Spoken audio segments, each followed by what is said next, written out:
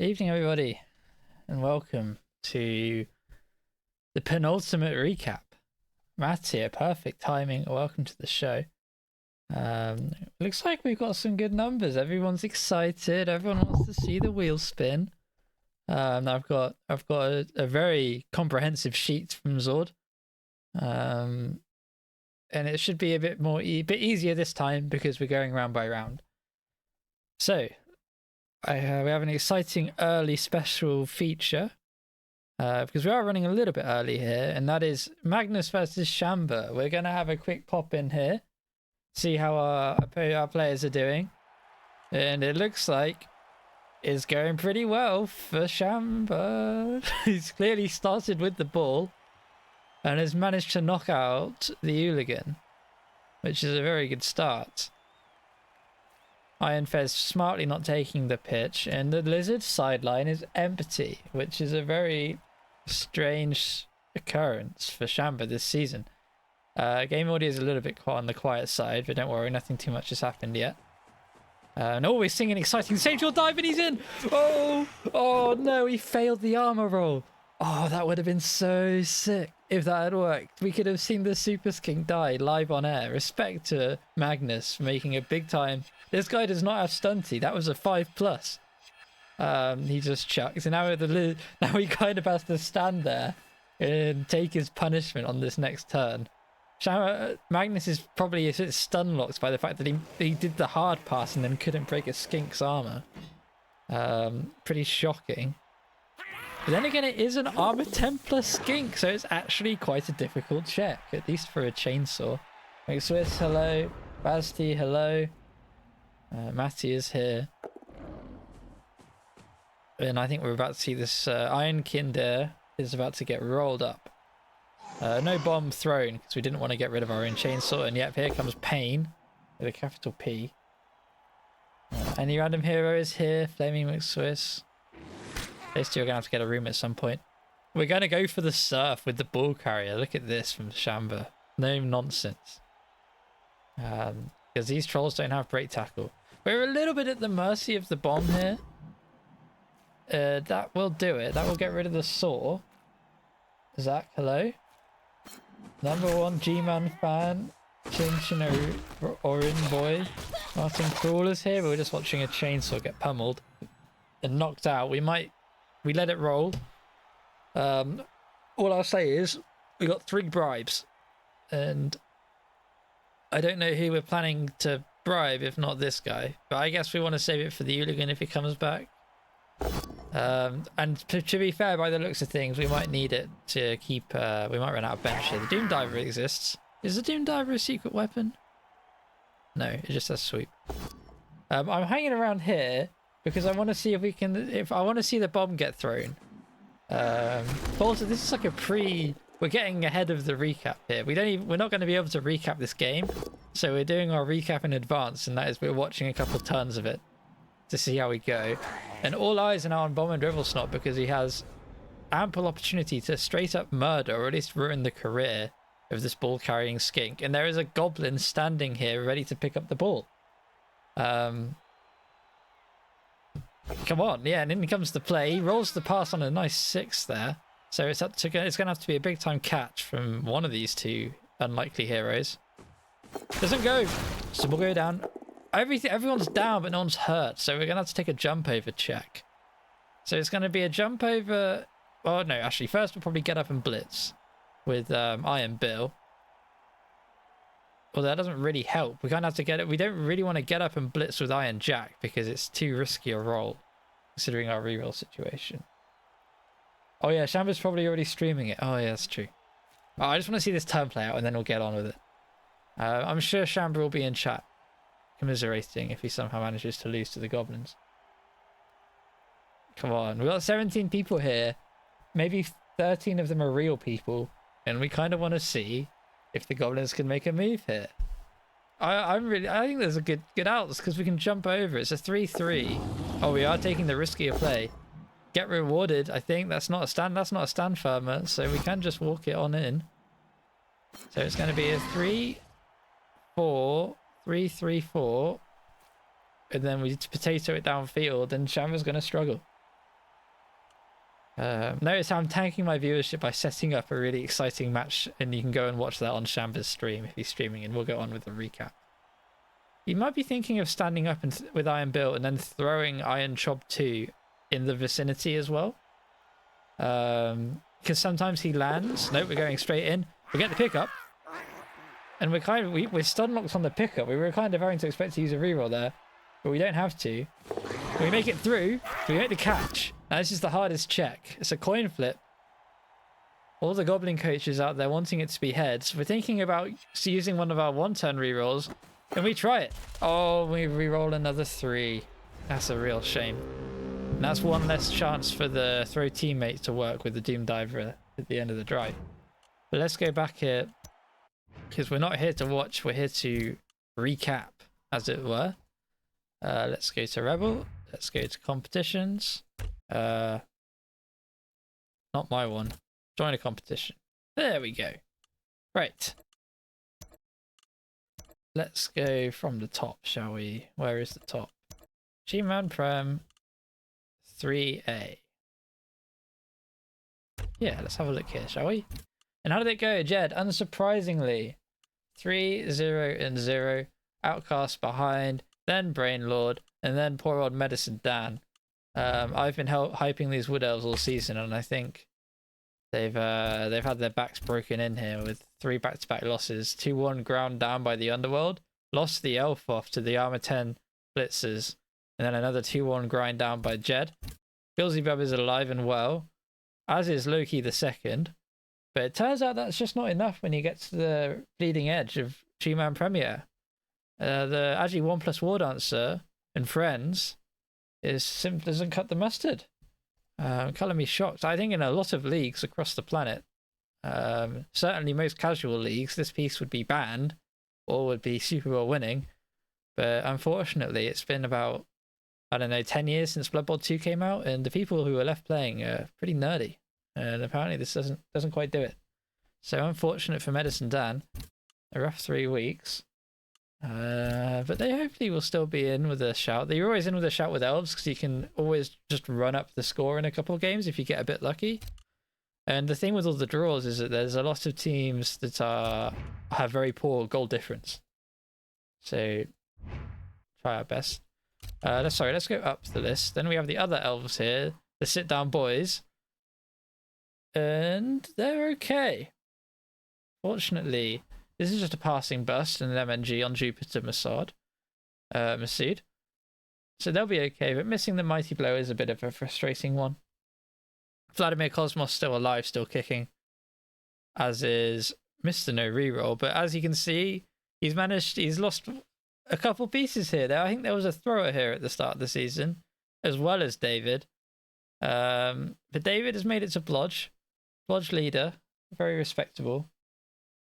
He gave some horrible matchups, that is true. I mean, he might have some horrible matchups, whichever way you cut it. We can see here a loss to Jed, a win, that 3-2 win, and then another 2-1 loss. So Outcast farming these Elves, which is what Underworld is supposed to do. Underworld are really just the, like, Giga Skaven in the sense that they just shut down Elves. I mean, look at these guys. These are just more efficient Elf linemen in terms of money cost for the stats they have. They even have dodge. Harrying Sword, hello. Yeah, there's a lot of potential matchups. Apart from if your name isn't Jed, or basically the top 3 and the bottom 3, they're very shoehorned. Everyone else can pretty much play everybody else. It's very wide open. Ratigan is carrying on track in here, and Richard Blitzmore well on his way to redemption against Richard Passmore, and Outcast is getting on a little bit of a run here with these 2 wins. The loss to Jed is annoying, but it at least helps your strength of schedule. Jed is definitely the best person to lose to when it comes to playoff implications, because he's probably already guaranteed. So you're not fighting with him for a spot, and it just improves your strength of schedule more than any other coach in the division. So it's a very excellent person to lose to. El Belendito up to 11. This is a really important piece to watch if you're watching this from a different division, looking at playoffs. If this player can get himself one more touchdown into Dirty Player, it adds a whole new dimension to this team, because Dirty Player is just that good a skill in this rule set. It really is the most efficient killing skill. And on a killing team like this, that's all you need. Touch, very fast. has been a legend for a little while now and living a charmed life. Any niggling injuries? Not a one. Incredible season. Good longevity on a Skaven Gutter Runner. But the Underworld Gutter Runner is very sacred compared to the Skaven Gutter Runners, where they are quite literal cannon fodder, apart from the golden one-turner. This guy is all this team has for agility options. And Ratzuka, of course. Let's have a look at some stats. 7 touchdowns scored, 4 casualties inflicted, and 450 running yards, and 95 yards in the air on the career. You just kind of love to see it. Lots of long passes. 9 out of 10 on the long passes. Very consistent thrower of the ball. I wish I got to play these guys. I hope I do. Because it's always fun to play against a good team. I almost missed Jed. Not a deliberate slight. But yeah, in case you've been living under a rock for the best part of 3 weeks, the Voldemort one is dead. Can't remember the name. Wolfdemort, I think it was. Has died a death to Mattia. I think it was about 6 weeks ago now. Scarebud, the replacement, has made it to block, so they are actually kind of useful. But this will just be a movement 8 ball carrier for all intents and purposes going into the postseason. Dumble Doge is the star of the show, and that still has a target on the back. Morrigost still going strong, and I don't think they're going to make legend unless Cyanide really messes up and we get an extra season after this one. My lineman on Jed's team has outlived all of my linemen on my team. That's Necro for you, baby. These zombies are tough.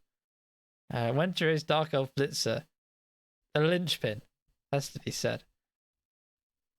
And Baba Yaga has finally made it to 3 SPP. God, it just took them the 9 games, but they're halfway to block. And yeah, this team doesn't get any. I mean, it got a lot easier when they're down 1 wolf, but these wolves are so strong that even one of them is a good threat.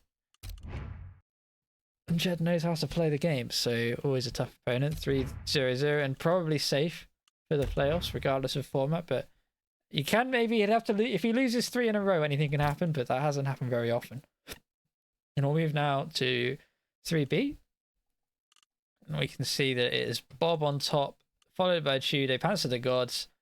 We'll see this later, but they're in a decent pause. Mattia as well, 1-1-1, keeping in the hunt, and Wonderful Cat 0-2-1 at the worst possible time. The FFC have gone from, after winning the Fresh Division, they have not had the best season comparatively versus other fresher teams. I think they're really down in the 20th position or somewhere around there.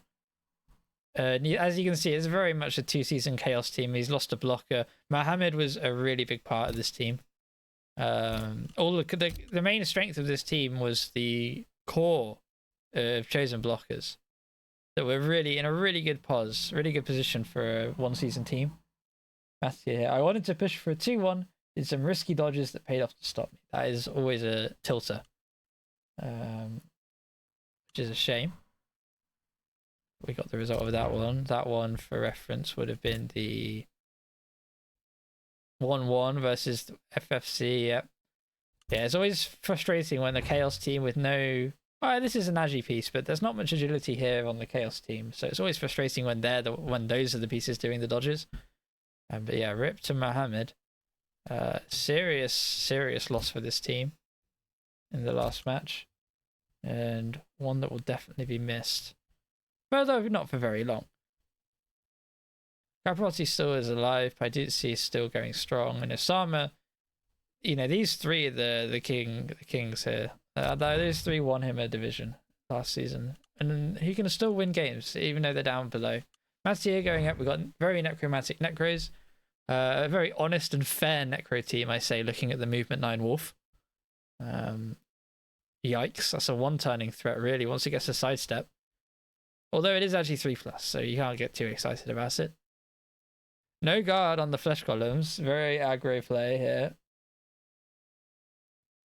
Yep. Porto's SOS struggler. Really been through the gauntlet. Damn. Very fun game considering the races on the pitch. That's fair. We still got our boy here, Loki. I had a great name for the dirty player, but Loki's got some protection as well. We've got some fodder in the way. A nice lot of blodge. This is a lot of blodge for Necro, and a lot of tackle as well. Like a lot of tackle redundancies. This is a very well built team, and they've had a very good season. They need to close it out though. They're still outside the playoff places. And then Pants of the Gods. How did they do this split? 2-1 loss, 1-1 draw, 1-0 over the Lads Boys Lads. A very important win that keeps Trudeau right in contention. Bob will be disappointed. I think it's quite a rough matchup for Norse, considering the armor deficit and also the guard deficit going into Orcs. But it's filled out the roster. I mean, we have 3 MNGs, which is why the roster's been filled out. But this is how you do it with Norse. When you get to these high team values, or you play these high team values, you have to fill it all up with block movement 6 guys who are strength 3. And you just hope that you keep them. You keep 11 players, and eventually they roll a 1 in 9 on you. Just a better dwarf team in that aspect. Cakes of Steel unfortunately takes a movement bust. I wonder how recent that is. Watch this be a week. Like, he probably had this going into the season, and I've only just noticed it now. Or maybe I've noticed it 4 separate times. Who knows? Anyway, the Valkyries are still going. That's the main thing. And this one's getting... How close to legend are we here? Not far. 2 touchdowns away from a legendary skill. It might end up being sidestep. You never know. But fun. Big Burly Bob. He made 3 removals on my turn 0 in the first half. And I was playing into Bomber and Wizard. Absolutely more than enough. And that is the other... You've mentioned the other secret weapon for Norse at this level is Bomber Dribble Snot.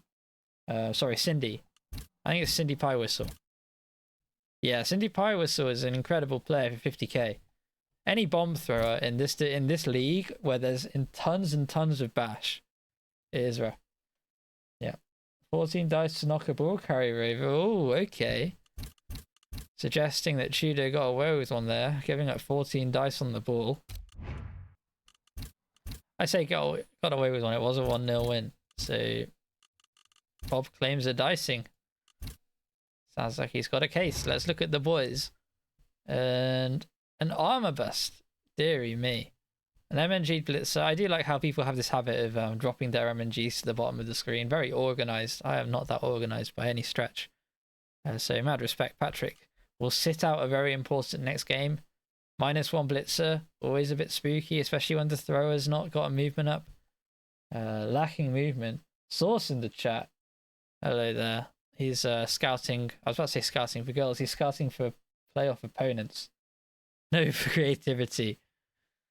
Yeah, I'd lean towards agreeing. I think there's a lot of baby pink and teal colors in G-Man at the moment. A lot of pink teams. So yeah, fair shout here. Instantly antagonizing on entrance to the chat as well. This is what you want to see. But anyway, look, 4 guard defensive. 2 of them stand firm. Very well placed to win any bashed game. So obviously it takes a lot to beat them, and that's what the Norse had. At least according to Bob. On what Tudor's side of the story would be there. Alright. Let's go to Division 3C. And who was in this one? We had a Menno. Oh, you don't see this very often. A Menno at the bottom of the split. 0-1 and 2. Not a great week for the Nurgle. A rare poor week for the Nurgle. In fact, any random hero comes over them on a 0-3-0. 3 big points for the Shambling Undead. Draw Merchant in true G-Man style. Cookie cutter skills. Oh yeah, that's fair as well. Bring back dice rolling for levels, I say. Force creativity at the whip. Glaudian, the Corn, pick up a nice win. And then Wenzero's showing some late season form here. The Shadow Dragons locking in a playoff spot. Not locking in, but you know, they're right up at the top and it's in their hands whether they make it to the postseason or not. Even if we end up with a restricted postseason, the Shadow Dragons will still be in the hunt. More than in the hunt. In the saddle, I should say. But let's have a look at Too Ugly to Be Blocked. Were there any big casualties? No. It looks like they might have been, unless there was some serious dicing. It is strictly worse than 1-1-1, I do agree. It's 7. I do see a rot spawn here. So it's taken us most of the season, but we've managed to get up to almost a full Nurgle roster here. Only missing 1 Pestigore, but the 4th Pestigore I think is bait, in my experience this season anyway. As you can see, this is a very unchanged team. If you're looking at this from a different division, These are the guys that you see in playoffs every year with these horrible pesticles, and once again, G-Man has failed to do the damage. Movement 5 is a very annoying little bust, actually. So it's not all bad news if you want to see these guys die. Movement 5 does give you a lot more room to work in the kickoff setup when it comes to avoiding a killer blitz. But as you can see, the replacement has been funneled the SPP very nicely and is just awaiting the legendary skill. And I suspect we're once again saving for, I would probably say, a stat up. So we might see a replacement for Barada going into the postseason that would cut the team value to a, not, I was about to say lean, a still very big 1600, but we're tipping up to 1800 now, and this is starting to look really fearsome. Ameno does have to win, though. There's pressure on this team to actually win games in 16 turns, which Nurgles sometimes can't do. Even with the best of pieces, sometimes they have to take 1-1s. As you see here, had to take a 1-1, 2-1 loss to Elves, and a 2-1 loss to the Norse. Sorry, the Khorne. A rare win for Khorne over Nurgle. A really shocking result, actually. I wonder how Glordian did that. That is true, Khorne. I do agree. Between Deadlock and Slay the Spire and being on a bye week, I almost forgot. Yeah, I forgot what this game was about either. It wasn't until Harringswood asked if I was doing a recap that I kind of forgot this half of my Discord servers actually existed. But anyway, we'll do a backflip here, draw 2 and gain 5 block, and have a look at any random heroes team. Probably the best under team in the division. There's a couple that have been beaten about, but the Death Rays have done them proud here. A trio of 1-1s in true G-Man Premier style. So congratulations to that. Keeping up the form. Ray that killed Steve Irwin. The Blodge grab Ghoul with guard. Looking incredibly spicy. How close are we to stand firm here? 2 touchdowns. Oh, 3 casualties away, but 2 touchdowns if we're playing for fun. And this white has, I think he's on the randoms. Yep, he's been on the randoms, and he's gone thick skull fend. So not the ideal, but hey, randoms are randoms. Not too bad. Bobby Boucher, actually 6+, unfortunate. But I'm sure he'll be okay. Oh, 2 niggling injuries as well. Lasting injuries. Oh wait, 2 neck injuries. Goodness me. Now having to keep that skull glued on with PVA or something. But anyway, oh, MNG dirty player Ghoul. Oh, this is a huge miss. The next game is going to be really difficult for Death Rays, so best of luck. Now Glordian beat. This is the team that beat Ameno, by the way. Claw, Mighty Blow, Block. Eric the Red is just a dangerous, dangerous boy. No neck left to break, that's true. Up to all 4. This is a really weird. So this is a 1600. And there's like 1 level 5 Marauder lineman. To be fair, this is a very nice skills package. Dauntless, Pro, and then Block Tackle. Like, this is a very good piece. It does a lot of different things, especially with Frenzy as well. And then we have a Fender here. Always good. Stop chain pushing. And following up with a Fend. And then the Corn Gores are very lean. This is also what's happened to some Nurgle teams as well. Or randoms too, because he's cheap. Hey, they're exciting levels, Source. What do you want? I mean, the rest of the team's very boringly leveled, I've got to say. But with Khorne, the fun is this first skill here being Frenzy on everybody. I have to say, you're allowed to be a little bit more boring. Anyway, look, down to 11 for the next game. I've written this game off. I've written this team off, I think, from the very start. And I think Gordian is probably a bit pissed off with me, to be honest, because I spent the best part of 3 months saying his team's bad. And he's proven me wrong. Bolter Vector, thank you for subscribing with your Twitch Prime. You now get access to a few emotes. And I don't tend to run ads. So, I mean, I appreciate the upvote. I would probably, if you're thinking of subscribing, I would definitely subscribe to, like, Zord instead of me, because, like, he actually runs the show. I'm just, like, I'm like the sock puppet. I don't really do anything. But anyway, is that 5 streams of Rebel Recap only? It may well be Core Night. I've played a couple games, I think. But right, on with the show. See, look, I was just about to apologize to Claudia and I got distracted and stopped talking about it. But yeah, very good season for these guys. Proving that Corn is not a meme. Entirely, and I want to see them in playoffs. This is even real dollars, that's true. Shamba 1 mile, we got excellent. We got our field reporter, Harrowing Zord at the den. Shamba 1, Magnus 0. So the 1 turn did fail, potentially because of that early reroll used. Thank you, reporter Zord. And let's have a look now at the Shadow Dragons. Everyone's most hated team. It is just a load of Blodge Dark Elves, a load of Blodge Step. So if you haven't taken your tackle medicine, you're in deep trouble. Thanks, Cammy. Yeah. But a very good split for them, very productive split. Took down the Chaos teams. A 1-1 against the Undead will be a bit disappointing. But the Undead has some fun stuff, so fair enough. But yeah, this team has looked very similar all the way through. It's just a ton of blotch. Like we play very wide when Taros plays very, very wide. Make sure that the SPP is going in all the right places to get more defensive skills. And it's very hard to play this team for 16 turns without making some sort of error. It's very mentally taxing. You have to be right on it. And I think that's why you suffer sometimes in playoffs, because people hype them. People in the playoffs, they really psych themselves up for it, and they can lock in for like the 16 turns if needed to put this Dark Elves team away, because it doesn't have that super special factor. But he does really well in the league phase because everyone's like, it's just another game, so people are not really locked in. But yeah, got it out of the way early. That's always good to hear. Any random hero. Yeah, that's the lot for 3C. Let's have a look at 3D. I can find it. I can find it. How did these guys go? Oh, Spartacus, unlucky. The Lizards. Best Lizards left. Go 1-0-2. It's been a rough season for Lizards here in G-Man. And that continues here. Although it's been a very close split here. Bobby Bintang. Dark Train 1-1-1. Bron 1-1-1. Martin Cruel stays undefeated. The Pink Fluffy Unicorns. Straight from Fresh. Making a real statement here in this div. I mean, it's a pretty nasty looking Orc team.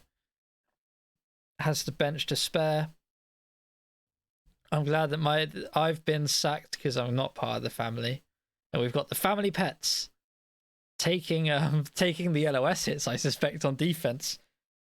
But fair enough. Anyway, Zorz drops a little Easter egg here in the chat. So yeah, everyone get on the hunt for the admin bi-week teams. Apparently there's some fun player names in there somewhere. We'll get on with the show though for now. At least gets it to on the ball. I do respect Martin Cruel. I think the meta here is to go block and then save for movement 6. So I do appreciate taking actual skills that affect the game, as opposed to just straight up improving the stats on what is already a very well statted team. God, these skills are a nightmare though to play against. I need to start saying and a very good split. A nice win over the Lizards. They'd probably just outbash the Lizards. I mean, this team outbashes anything. I can't think of much, especially with the Troll being up to block guard. There's not a lot that outbashes this. I dare say there's nothing that outbashes this because it's just so much guard. And we do have enough tackle, I think, to pay the bills. We've got the 2 tacklers and we've got a fowler. It's just like the perfect Blood Bowl team. It is 1840 though, so you are going to be able to throw bombs at it. That's the only weakness. You can throw bombs at these guys. And you can also drop fireballs and wizards on them at leisure. So there's a lot of that in Martin Cruel's future. We're switching up and going down here. Bron next up on the block. And these guys have had a very good season, and it's shown that Bron is just an excellent Blood Bowl coach, I think. The fact that they've done as well as they have with what they've got. Inducement chaos for a lot of the time. And when it's not, it's all the team value on 3 pieces. And these pieces have basically gone through without much of a scratch. We've taken a passing burst on the killer, given them armor 10 plus. There's been a space of armor takers. It's becoming the new meta apparently in G-Man. Grab an armor up on your important guy. And we're not even daring to random our chumps here. We have made some blockers. just to give us a bit more. But it really all is action. It's all action here. Has to be said. All action. And these are the 9 games. 2-0 win. Beat Basti. Did take a hammering at Jed. But beat a nice win over Mattia. Beat Wentworth, one of the rare times Wentworth has lost this season. A 1-1 against that horrific Orc team that we were talking about earlier. Just 30 seconds ago, saying, how do you beat this? I mean, Bron could play it to a standstill and he doesn't even have access to bombardiers. So this must have been an incredible match for Bron as a coach. Lost to Lizards, but beat Bobby Bintang. So doing the business against Elves, which is surprising because there's only one tackler. But that's all there is to it. So yeah, I think if you want to get good at Blood Boy, I think you should probably watch this guy's VODs because I don't know how he's doing it. And maybe I'll find out if I end up playing him in this next set of 3. Bobby Bintang, the Dark Train. The tall elves. There's the wide elves, and then we've got the tall elves. Here we've got Welmer, we've got Colleen. Colleen, of course, being the legend of the division. Well, not of the division, but one of the main legends here. Fixture of the league, for sure. Diving tackle, jump up. Very spicy. I love the diving tackle, jump up combo. We don't see enough of it. Absolutely. It is Fumble Risky Die. I'm not seeing it here, so I suspect it may have, gone the way of the Wolf over the last 3 matches. So no Fumble Risky, but we're okay, Brainlord. We're going to have plenty of Fumble Risky in the future. I was about to say if the stats are to be believed, but it's a known fact. There will be lots of Fumble Risky. So we'll have to make do without it for just a few more weeks. I'm sure you'll be okay. But yeah, I mean, the big boys are still here. Big boys and girls. And I think Bobby Bintang is there or thereabouts going forward. It's one of the many chasing pack. And I think it's going to be a struggle. I think too many teams. I think it has been a struggle if we look at the season. Who have they managed to beat? Beat Shamba. Shamba's had a nightmare. Lost to the Gods. Beat McSwiss. That's a very nice win. Lost to the Elf Mirror. Drew. Lost to Braun. Managed to get over the Lizard. Managed to get a draw. I don't know. I think these guys are going to be okay. I just don't think they got the sauce. Like there's too much. The bar is far too high, and I think they're coming in from maybe a bit too low to make it to playoffs. But this is an incredible piece. Got Mighty Blow, so you can always have a good Mighty Blow game sometimes, and that just eases you over the line. But I just think the lack of defensive skills are going to be the death of it. They won't be able to stay. There'll be one game of the next 3 where he just runs out of players in like 6 turns, and then it's just over, or they can only get a draw. And I think they need more than just draws at this point. Sorry, I was hovering the wrong team. And then Scale Me Tender, these Lizards. Yeah, it's just been a bit of a nightmare. Not a nightmare season. It's not Shambles level of nightmare, but it's a very scary Crocs. We got 2 very nice Lizards. I mean, this guy's fishing for his legend. We're 12 SVP off the stat, which I think is what we're trying to go for. Mommy Murder killed a level 5 Saurus. Oh, huzzah. Mommy Murder claims a victim. Well pointed out there, Martin Cruel. Bolter, sent you some commentary for my loss against the Flings. Okay, I have Discord pings turned off. Oh, he's still typing. Goodness me. All right, well, it looks like he's saying his piece. So we'll get to that one, Bolter. Feel free to keep on typing. But yeah, this is a Mommy Murder claims another scalp, another Saurus down, and no Super Skink to bail them out. So I think this will be a quiet whimper that Scale Me Tender will go out on, which is a shame. They're one of the establishment teams here in G-Man Premier. But I think there's just a bit too much claw kicking around now. The league's it's a bit too mature of a league. There's too much kill for them to go all the way, to survive all the way. Where are we? I think we're on to town. Let me just check. I don't want to skip to division. Yeah, we're on to 3E. And in parade of the Grind Ministers do go 0-3. Magnus and Shambra is currently being played. Zord has assumed that Shambra will win the game for wheel reasons. And I think it's going to be looking that way. especially considering once the goblins fail their one turn, it tends to not look like a win, especially if they don't get to attack first. But Major Horizon gets out of here 1-2-0. The corny lines. So Major Horizon's had a bit of a rougher season. It's a little bit less developed Khorne than the other Khorne team we saw earlier, but we'll start with the Grime Ministers, why don't we? And these guys have really been through the mill. 1 win in their whole career, 1 draw in their whole career, 1-1 in 16, and they've had a very rough season. They even lost they played a friendly on a training friendly against Puppet Justice. This is a custom match, and they managed to lose that one. So a real nasty Goblin team. And yeah, their draw was in the when was their win? They beat Meridian in G-Man Fresh last season. So these guys are desperate for some sort of win. Unfortunately, it hasn't happened. Playing in all black. But a lot of sure feet. I don't think sure feet gives you the value that you need, especially on a pogo stick. A pogo stick desperately wants doubles. It desperately wants block and stats and sidestep. Sidestep pogo stick's always good because you get to sideline cage it. But yeah, I mean we made the main problem is this: he hasn't been able to get a sneaky get Hooligan. And he does field a lot of weapons. He fields all the weapons and no sneaky git. So it's very... They go through bribes like nobody's business, these guys. And you only get 3 of them, even on goblins. And it's a very difficult team to manage, so... It's been a rough one. Inbreed of X, though, has approached it in all the right spirit. Playing just to cause carnage in true goblin style. You don't really want to play these guys, because sometimes they do just murder somebody important on their way out. But yeah, not much to write home about. The Fnatic has been armor busted, which is hilarious. This is the best time. This is the best piece you can armor bust because it's automatically removed on knockdown regardless. So this is quite entertaining. And I do respect here a Juggernaut train troll. I think that's fun. I think that's a really fun niche pick that you won't see it very often, but when it works really good. And the Slamsy McDonald, like what a name! An incredibly named team. Well, some of them are. Slamsy McDonald's a great name. I think what he does is he lets them be randoms, and then when they start doing good stuff.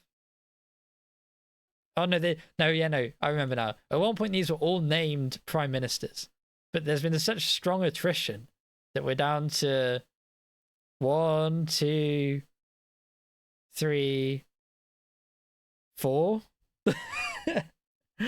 So yeah, a lot of turn. Iron in the Blood, they're currently playing right now. And this is what it was like going into the team. As you can see, they have got Iron Dirty Dastardly Dan here. Very good player. Then Iron Bazdi, the rostering bombers like nobody's business. Yeah, you're doing God's work out there, Lord Brainlord. You should really get a medal. Real hard graft, that. For sure. Doom Diver is fun, but I don't think he's that good, and that's been what's found out this season. I just like Swoop's fun, but just the inherent risk of having to throw with the troll just makes it too much of a meme. Although we have built into it with strong arms, so maybe it's not that bad of a meme, but it's still one of the least likely memes out there. I'd rather have a fun, goofy fanatic or like a leaping chainsaw, because at least when those things work, like they work more often. But yeah, well, it's another new rule. Oh, you're right, Sauce. It's another new rules way. But the problem is, no matter how fun you build your Doom Diver, you are at the mercy of a train troll, which is such an unreliable piece that you don't even get to see the fun skills get used very often. Shamba. Mentally has recovered, I think, from the damage taken at the start of the season. Then I think the goal is now just to try and get Skink here to as many stats as he can before retirement and try and avoid having it killed. And the rest of the team's just kind of here existing and hanging out. We've got Block Guard, the optimistically named Block Guard Saurus. How many games has this guy played? 3. So with 6 games left, he'd been named in Block Guard Saurus. That's quite funny. Yeah, Source. He had like 5 good Saurus at the start of the season and a decent Croxagore. And between me and a couple of others, we cut that down to like one, or we cut it down to like these two, and this guy was on block in about two weeks maybe. So it's a disaster. Gaustus, hello. I'm sure he's adequate. You're adequately pizzaed and beard for this one. Yeah, on the sidelines today. The winner of the split, unless the current winner of the split, so there's a game being played. It's Corny Lions, and look at all this claw mighty play. This is a proper corn team here. 4 claw MB, token Agi guy to pick up the ball, a Saka in inverted commas, although Juggernaut Wrestle's a fun combo, but a little bit of an anti-synergy, but still a fun combo. But, you know, movement 6 Agi 3+, there's not a lot of sacking this guy's going to do. Unless they really throw the potato out there. 1-0 win over the Goblins. I mean, the Claw Mighty Blow is very bad against the Goblins. So this is actually a deceptively good win for Mr. Major Horizon. Imperative X would have been targeting this game to get a result out of. It was a team effort to murder the Lizards, absolutely. No Scalies here. And yeah, as you can see, a draw against Magnus. This team is actually quite weak to stunties. So the likes of Puppet Justice and T-Self and Sir Real will be eyeing up teams like these should they make playoffs, because it's a very good game into stunties. And an MNG on this Bloodspawn. So that's a very big MNG to take, and also a movement burst. So a very easy opponent next week. So everyone will be wanting to draw Mr. Major Horizon going into next week. Where are we now? F. Oh, we're into my division. So this was the fun one. Bolter. We'll get to the monologue in a moment. We had a bye week. We had Bolter, myself, and the Flings. And the Flings looks like they've won the div. So congrats to Sir Real, undefeated. Now I got a win over Bolter, and I drew everybody apart from the bye week, as we can see. So not a lot of games to report, because there's only 3 games actually played in this little mini div. So I will hover up Bolter's. Actually, let's hover up the result quickly. So Bolter on Zons have lost to the Flings, and I will now read out aloud. Oh, okay, he did stop typing in the end. Right. I'll read out the message I have been sent. My game against Sir Real. Ellipsis. And then we have a bulleted list. Faced Cindy and Ivar, the absolute worst for Zons. Consider this to be like a 4chan sort of green post. Cindy popped off, and the ball got in the right direction. Sadly, unable to 4+ catch and score. Second half was the utter destruction of my team. Notable. 6+ dodge in to pop the ball. Notable. Death of the block guard mighty blow blocker. Double ellipsis. Crying emoji. Colon sub colon, if you want the specifics. And then the end of the list, and then an atrocious block dice for me. So let's have a look at those block dice for the onlys on 6 pals, 26 pushes, 10 both downs, 9 skulls, and 6 stumbles. I think that's fair. That's a fair comment, I suspect. All player commentary should be haiku. You're right, any random hero should. Bring artistic integrity back to Rebel. One post-match report at a time. Goodness me, tore the team apart. I mean, Leviathan here with a big 4 Kaz, and Haley Twinkleton is running it in. Let's have a inflicted casualties 2. Is it KOs inflicted 3? It's only 5 big removals, but that was all it took for Sir Real, and he did hear the report. I could only draw the Uber Flings, but I should have lost. Sir Real should have beaten me, but he messed up his activation order and couldn't throw the ball. As in throw the halfling with the ball. And if he had got it right and then been able to throw it, he probably would have scored, because Cindy's got his legend halfling is incredibly good. He messed up the positioning of the trees, so he couldn't get the trees away without making a break tackle. And it didn't work or something. I remember, if I remember correctly, but he deserved to beat me. Definitely beat the Zons, and put himself into, I believe it's the big playoff places as opposed to the small playoff places. So could get a ticket the old-fashioned way. And Haley Twinkletoes escapes the Nurgle and the Zons quite handily. The legend still goes. And yeah, this is like perfect stunty territory here. They are vile, you're right, Gaustus, absolutely vile.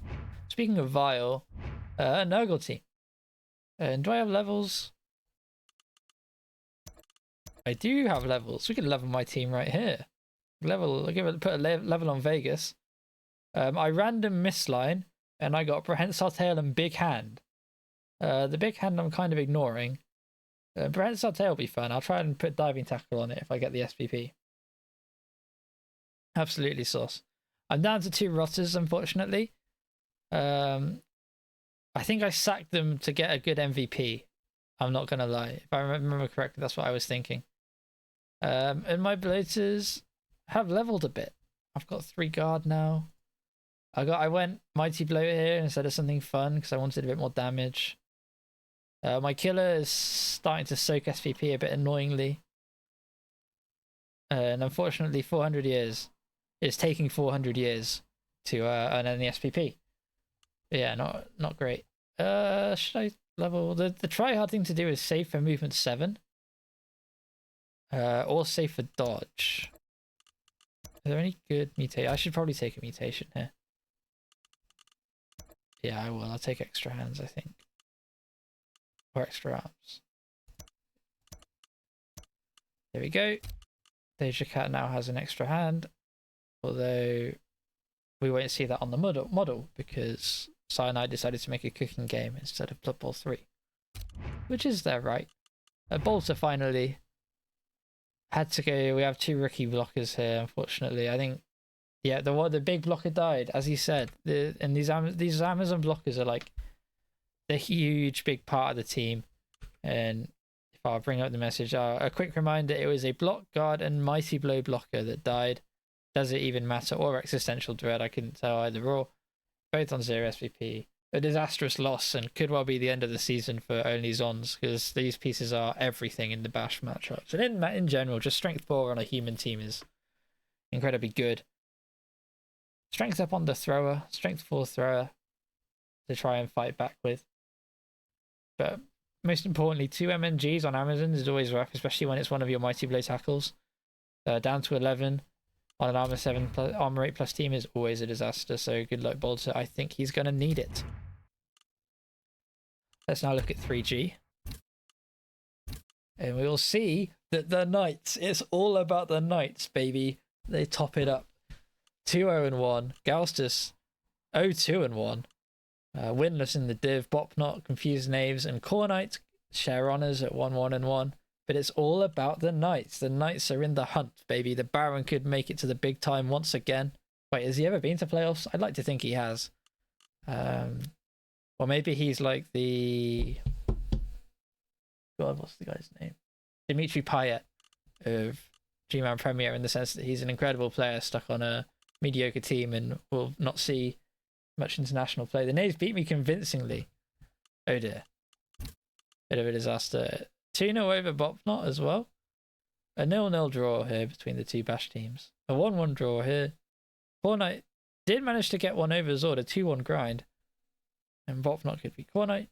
And Harry Zord with a nice big 3-1, as Gaustus said, convincing 3-1 over the Sense Offenders. Let's have a look at these boys. And Cat Poo Coffee 2, Electric Boogaloo. Out and about. 8 games for 2 SPP. That's ogres for you, baby. Not ideal. And then we've got Boiled Trotters 2, Pig in the City. Great names here. 8 matches, 1 SPP and block. So that's actually 7 SPP for those keeping track at home. Marmite still running strong. Keeping the team interesting. Keeping it in the hunt. And of course we have the Boldinator. Everyone's fan favourite Boldinator. Still going. So congrats. 3 more games to rack up a Boldinator kill and get that Discord war. I think, right, hear me out. It's been a fun couple seasons. I think we got to get rid of this Boldinator meme going into the new rule set. So that those who have the Kill the Boldinator Discord role are part of an exclusive club. That's my case that I'm pitching. Fair play to Tripe and Marmite and Brussels Sprout. Pilchard Ice Cream, what a piece this is. Level 6 chosen blocker. Made it to guard. Whew. It's not about Chaos team. It's a 1700 Chaos team at the end of the day. They're gonna be scary. They might not make the playoffs, but they'll annoy people who are trying. Galstus could have a sneaky run of 9 points in his last 3. See how he goes though. Now Bop not. Like all good Skaven coaches, has fill up the bench. Everyone, you get so much money in these rules, so you can just fill up the bench here. And as you can see, all these are the season 1 and 2, and then the fodder, the season 6 fodder. The reason these are bracketed is because some of them are on the infamous grandfathering list when it comes to redraft. So this is required to pass it. And some big MNGs. Kit Quark, then Patchy Run. Patchy Run is a very big player for them to be missing. Although they're getting close to legend here, these two. Fat Sars almost at legend as well. We could be at legend. We're saving for stats, greeding for stats, some might say, on the legendary pieces. But still, imagine if this piece gets to Agi 1+. Oh my days, what a nightmare. What a horrible nightmare. Wouldn't want to play them. And Patchy Run likewise. Patchy Run gets a hero roll for Strength 4. Strength 4 Juggernaut Frenzy. Disastrous. Lots of passing busts. They've been lucky. They've been lucky or they've been well appoed. One of the two. Yeah, exactly. Brainlord sees it as well. Pass, bust, efficiency. What it's all about at the highest level. That's what separates the great coaches from the world beating coaches. Bob not managing his injuries very well. /S. Cool Knight. Rebels without a block. 4 MNGs. God, they got battered. Who are they playing again? Gaustus. Oh. And Gaustus did say it. Cool Knight Shredder won last game. Wow, he got shredded a bit himself here. 4 MNGs. And this is a big one. MNG Spike. Yikes. Yikes, yikes, yikes. We've only got 1 defensive. Better than none, but still. And definitely a slighter version of some of the other Orc teams we've seen, namely Tim Krul. I think Tim Krul bodies this team. But it's an Orc team, you know. We see one, you see them all. Tons of guard, dirty player, sneaky git lineman. I'm looking forward to sneaky git going and dirty player going into devious, so that you have to play, you know, you have to have worse stats on the piece, or be in a worse team to get to devious. Although I think Orc linemen do Orc linemen get devious? I think I saw something like that and I wanted to throw up. Or maybe it's zombies or something that get devious. Like, zombies should not get devious. I know they wanted to give them gouged eye, but like, what the hell?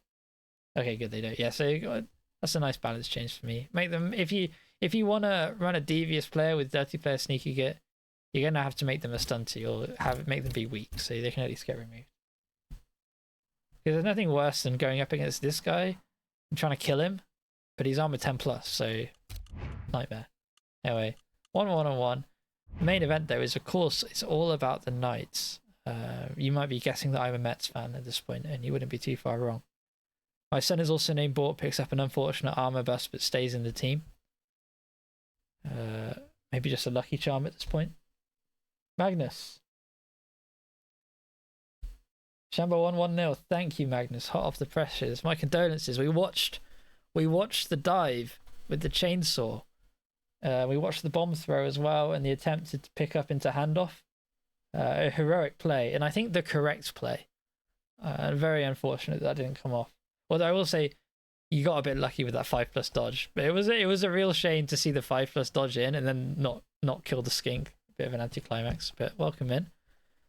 We've gone past your div, I'm afraid, but you're in time for the wheel. That's for the main thing. But yeah, Baron Powley's alive, Satenni's alive. The rest of these losers, I guess, I don't know, maybe Monty's having a decent enough season to not be a loser, but these guys are all fodder. Quick stat check on the Baron. 51 touch. He went over 50. 51 touchdowns scored for the big dog. Have a look at this boy. Look at that mustache. Beautiful. Right, let's kill this guy, right? Let's kill this guy and kick Zord out of playoffs. So he's so disillusioned that he takes his full paternity leave and is a loving and caring father and husband instead of being tempted to play Blood Bowl. We'll see. He could draw Jed. He's in Jed's pool, so we could see that matchup once again going into the back 3 weeks. Yeah, big time for the Knights here. Peaking at the right time, as the cliche says. Are we down to H now? I think we are. I think we might be finishing up here on the actual recap part. Varsity, unfortunately, the Revolutionaries, they got a draw. A huge event. The Re-Risen Revolutionaries are on the board with a draw. Congratulations to Basty. Gorbash 0-3-0. The fate of Undead in a high developed div. McSwiss, unfortunately, has just not been able to get much going. I think it's just been a stop-start and another 1-1-1. Not bad, not great. I think they're not out of the playoff hunt, but they need to win all 3 games and hope. But it's a rough one. And then Arctic topping up 2-1-0. But let's look at the Revolutionaries here for the penultimate time. Mahatma Gandhi takes an armor bust and an MNG. Oh my days, what is wrong with these guys? Can they not play the game? Disaster. But yeah, a big draw against Gorbash. A quick stat check. 62 games played, 14, 14 and 34. Basty playing in the true spirit of the game. Knowing that we're kind of here to have fun and not win. But no, it's very, very well done, and congrats. Congrats for turning up every week and trying to have a laugh with it. I think you definitely earned that. I think sometimes you make your own luck from your way you approach things, and I think that's definitely the case. And Subcommandant Marcus is on his way to an extra skill here. In fact, they could take an extra skill. They could take, I don't know, something interesting. Mighty Blow Tackle. I mean, Juggernaut's in theory the next pick, but we could get some fun with it. Maybe get another guard on the table for the Razor Luxembourg sack. As long as Razor and Marcus are on the pitch, sometimes things can happen. Unfortunately, Mahatma Gandhi bites the turf. McSwiss doing a number on that one. Gorbash. The team that drew. We had an undead draw. Not doing well-ish. I don't think anyone could truly be considered doing, I think it would be false humility if you were like, oh yeah, no, I'm doing great. I'm just rolling with the punches. I think anyone would be a bit annoyed after a while. But no, congrats. More like Drawbash, damn right. Train Lord from fucking row A. Flinging the popcorn and the insults at the undead coaches. You'd love to see it. Dry rot and wet rot. Much better shape than the other mummies that we just saw. And these guys have a lot more about them. Taking some draws here. 1, 2, 3, 4 draws on the spin. Never scored more than 2 touchdowns a game, these blokes.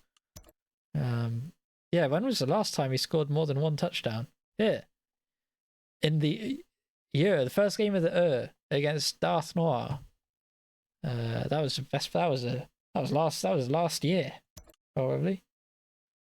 But yeah, full wrestle zombies, well spotted. The zombie tech. I don't think it's that good, really. It's really goofy. So you can respect the goofiness going wrestle zombies. So congrats. It'll be very annoying against the orcs and the Nurgle of the world, to be fair. But the elves will be like, oh, thanks. I kind of wanted that. But yeah. Classic undead problems. You've hit 1500. There's no more skills you can really take, and everyone else just zooms past you. Much like this Nurgle team. I mean, look at these guys. We've got the Iron Hard skin coming in here for the Lieutenant. And what else is going on? Oh, movement 7 Pestigore. Not bad at all. And Dr. Carl Jenkins making its block tackle. Arctic chiming in with a quick report. We hit each other a lot, but didn't really do anything. So my Chaos and the Undead left the game unscathed. Now it's for a single point each. I think that's a lot of the Undead's games, at least Basty's games. Not Basty's games, Gorbash's games. But we'll get to your team up next, Arctic, don't worry. I haven't forgotten them. Anyway, Sergeant's in, big piece. But yeah, 40 games played for these guys, 8, 8, and 24. The party poopers having a rough time of it. I respect the brown, the poop brown. Good times. And most importantly, he won the Nurgle Mirror pretty hard against me. He's clearly a better Nurgle coach, so you gotta hold that. Rolled stats on the blow, so one's his strength, but settled for the skill. No, you didn't want to make him movement 5? Armor 11 plus? Passing 5 plus? Nah, joking. Sensible. You don't see much Iron Hard skin, and it's taken this many seasons for I think it to get tons of value. But there are 3 Nurgle teams and 2 Khorne teams in the div, so it's a very smart pick. I do respect it, and I like Sergeant Zim. He's very orthodox. Unfortunately, I like to build my rot spawn a bit zesty, but I haven't had the time to do it this time around. But still, it's a very strong piece. First season was losing every week. Congrats for sticking with the team, though. I think Nurgle's the easiest team to come back with, though. Like when you have those horrible first seasons, because you're like, well, I'm Nurgle, I'm supposed to lose every game. Fair enough. And then Arctic in the chat with the reports chosen of Nuffle. Oh, we lost White Chocolate Digestive. That's a real shame. Never mind. Played 9 games. I see a chosen blocker with no skills in this div, and I assumed that his predecessor has died last game. But this guy's been on the field for 9 games the entire season and has only made it to 5 SVP. It shows the hazards of trying to play chaos in this div. Like, it's so hard to funnel compared to in the fresh divs, that's for sure. Ballinator going strong, made an MVP check. Jeremy Dodger too, though. Beauty in the double defensive. It's so annoying. I think I say this every time I see it. Hate this skill. Hate it on strength pieces. Very annoying. He's tired. He's tried so hard, but he's useless. I've got a bloater just like that, buddy. I know exactly the feeling. You set them up to finally get to block, and they just can't roll the... I was about to say can't roll the 4+. This guy's having to roll 3+ as well. He really is useless. Alright, fair enough. We've reached new levels of uselessness here. But I like... This is a fun team. For it being chaos, it's a fun team. Names are fun. Not quite Brainlord levels of, like, super naming. Wait, hold on. Where is Brainlord's team? Have I missed it? Did I not cover the Brainlord team? Sit down, boys. I did. It was right at the start. Okay, good. I think that concludes things. Sorry if you felt like I skimmed your team, but we do have a very exciting wheel to get to, so that's what I've been doing and slightly rushing through. So let's cover my team again. Not bloody likely, right? So let's just have a let me. I'm pretty sure I read that right, but yeah, Shamba did win. Unfortunately, I think we did assume Shamba would win, just goblins into lizards. When the lizards have a super skink, that'll tend to happen. So now for what you all really came here for. Actually, no, first we'll take a look at the table first, but let me go to OBS. If I turn... Hang on, I'm just making sure I've got the right things here.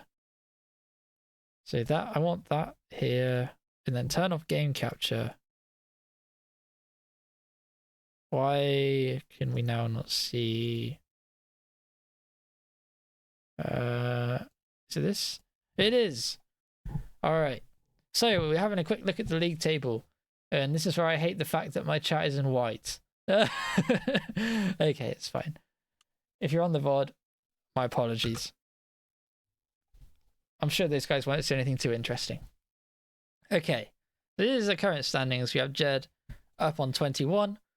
Then a 3-point gap down to Wentrose, Martin Cool and Bron. And then sharing with Bron is Outcast on 17. Bron stands alone on 16. And then we have these 2 chumps here, Any Random Hero and Sir Real on 15. That's right, the halflings are in 8th. Your eyes do not deceive you. And then we have the gaggle. The gaggle of teams that go from 14th down to 11th. So 3 points separates 9th and 26th. Which makes doing wheels quite fun. But yeah, a win and he's in. It's all in Jed's hands. I think we can assume this goes either way. Do we know? Do we have I Zord, you're in chat. Do we have a word on which playoffs we're going to be doing? Do we know? I doubt we know.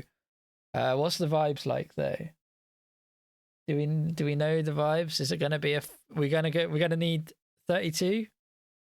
Or we're going to do a 16. Long playoffs is the call, right? This makes things a lot more fun because realistically, anyone down to McSwiss is at least on paper having a chance. I suspect you'll need a bit better goal difference, -3.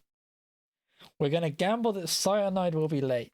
I like that. I think because that means we win either way. The only way we lose is if they release it on time and it's just unplayably buggy like it was in the open beta. Goal difference won't be a factor. Oh, I guess it's strength of schedule. So yeah, ignore what I just said there. It's not about strength of schedule. Okay. So this is the table. I want to shout out Martin Krul. This is straight from fresh. Martin Krul, I might be doing you a disservice, Krul, but I'm pretty sure you joined the league last season entirely. Played one season of Orcs and you're now top 3. So very important showing. And it thrashes the season 2 fresh teams come to Prem and get battered narrative. This team being here.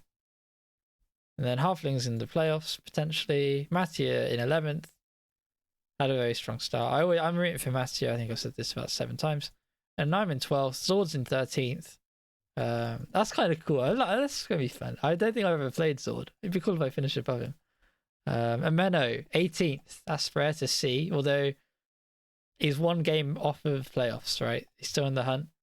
Shamba, despite losing half his team, is not in the bottom 10. So congrats to Shamba there. Wonderful Cat, fallen off a little bit compared to winning the fresh div. And yeah, Chudo. Shout out Chudo. Norse in 10th is very good. Very, very good.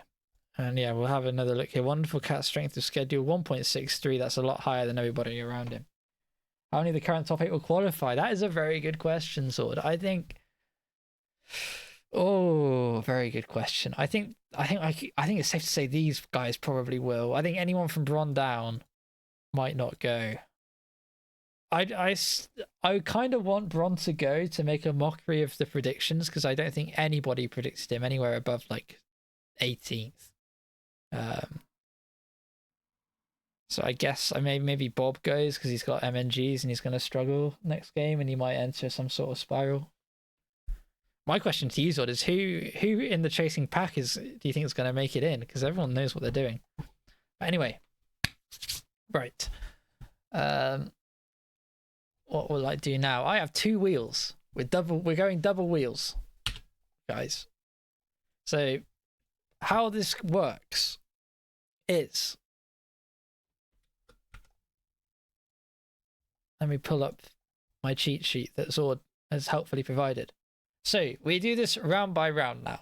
We've been doing groups of 3 games, but that simply falls apart. And so we just do it straight swishes. We don't like go by groups. We just do your round 10, your round 11, your round 12. You all have a pool of coaches that are within 3. I think it's within 3 points either side of you. I think is the goal. That's always the goal for this sort of thing that happens in Rebel. Is it's 3 points either side. So these are all the coaches 3 points either side of you that haven't played. And as you can see, the problems are at the bottom and at the top because like Bazti only has 5 potential opponents. Jed only has 3. 5, but these 2 are guaranteed, and then it's one of me, Zord, and Shudo. And Zord has had to extend it down because Jed has done too well and has played all the other top teams and beaten a lot of them. So yeah, let me just pull this up. Right, what am I going to do? I'm going to close. What I'm doing, I don't think you can see it on the stream particularly, is that I've pulled up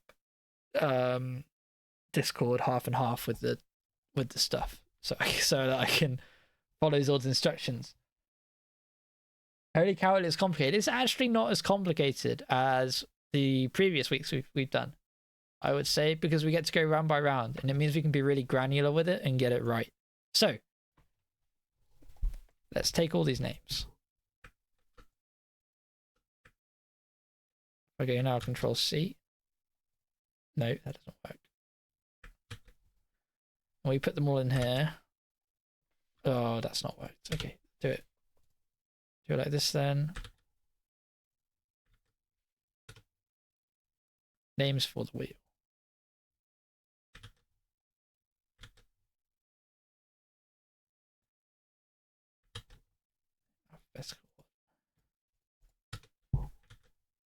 And we'll shuffle them a few times.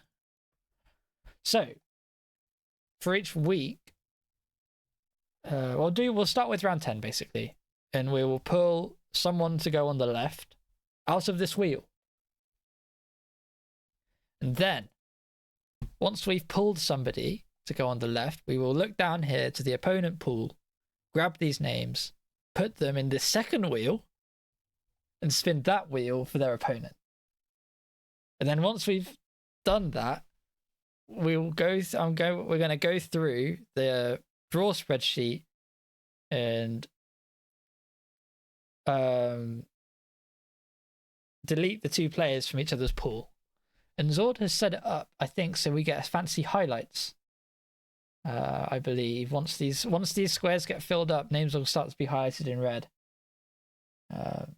Can I formally request being in any random hero's possible opponent list? I'll start a petition. It's a bit late for that because we're gonna get started because we don't want to be here all evening. And you've probably sent Zord into apoplexy as he tries to figure out if you've actually played him or not, or whether you're just trolling or whether you've actually not played him. Callouts have begun. Oh yeah, the dual system I think has been shut down. Right, let's spin this wheel, shall we? And get on with things. This is for the left side of the first game of week 10. And it goes Core Knight. So, how does this work? We put in Core Knight into here. And, oh, look at that, highlights in red. Zord knows his Excel. Good stuff. So now let's look to Core Knight. And he's got a nice big list of people, which I will copy, paste into here. There we go. So these are all his potential opponents. And then spin the names. Right, so now we get to find out who we played. Admin abuse. Botch. So this is for Core Knight's opponent. And this is an unsupervised wheel draw. And it is going to be Shamba. Yes, Shamba. So Shamba goes in to this square here. Okay. Once you've set a match, make sure to delete the 2 players from each other's opponent lists. So, I need to go to... where's Shamba? I'll go to Core Knight. Get rid of Shamba. Go to Shamba. Get rid of Core Knight. So this is for the draws for week 11 and week 12, basically. Okay. And continue like this till you set a full round of games. Right, let's get on with this then. This will be fun. We'll remove this. So Core Knight can't be drawn again. We will also remove Shamba because Shamba's obviously already been pulled out. So we'll get rid of Shamba. Like so. And so we will now spin it again. Pretty sure. Let me just check I've done this right. Core Knight, no Shamba. Shamba, no Core Knight. And then we spin.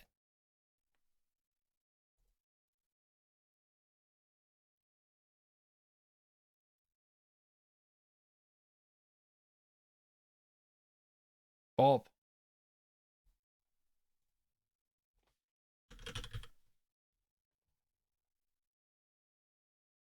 Bob can play any of these guys. We have to keep an eye on the Jed. Jed, this is okay. Jed will have to play Bob at some point. It's not right now, though. Done. Get rid of all these. And then spin. Yes, that's exactly how it works, Jed. You play the 2 orcs and then the first purple person. And it's Westeros who comes out. So Bob will play Westeros in week 10. If I can spell it. And then I go to Bob, get rid of Westeros, go to Westeros, get rid of Bob. Okay. And I got to keep an eye on when these get below like 3 or 4, we might start having to force matches. Okay, so we get rid of Bob, get rid of Westeros. I should not have shuffled these. Westeros goes out. So that's match 2. Let's get on with it here.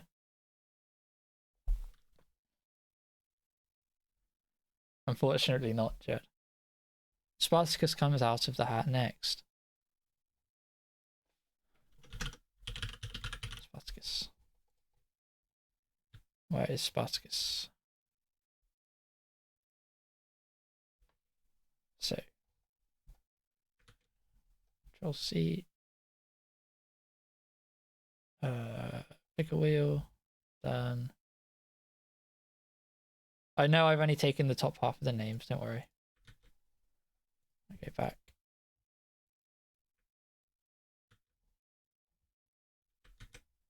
Right, a lot of people here that he can play.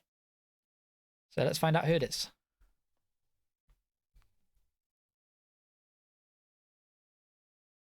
Oh. Imperator Vex comes out of the hat. Right. Okay.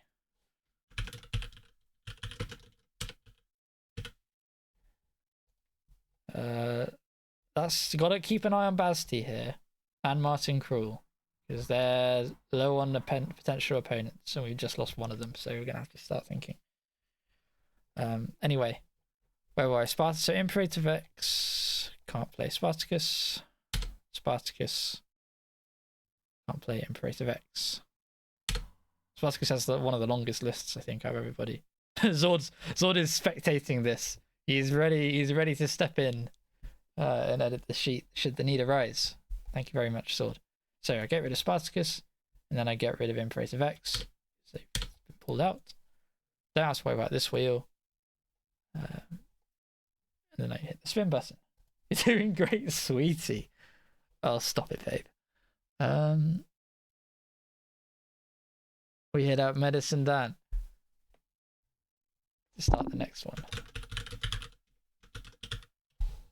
Is that how that was? Yes, Medicine Dan. And who do I pull from the Medicine Dan pool? Oh, I gotta go all the way across, I think. Yeah, Medicine Dan. Lots of names.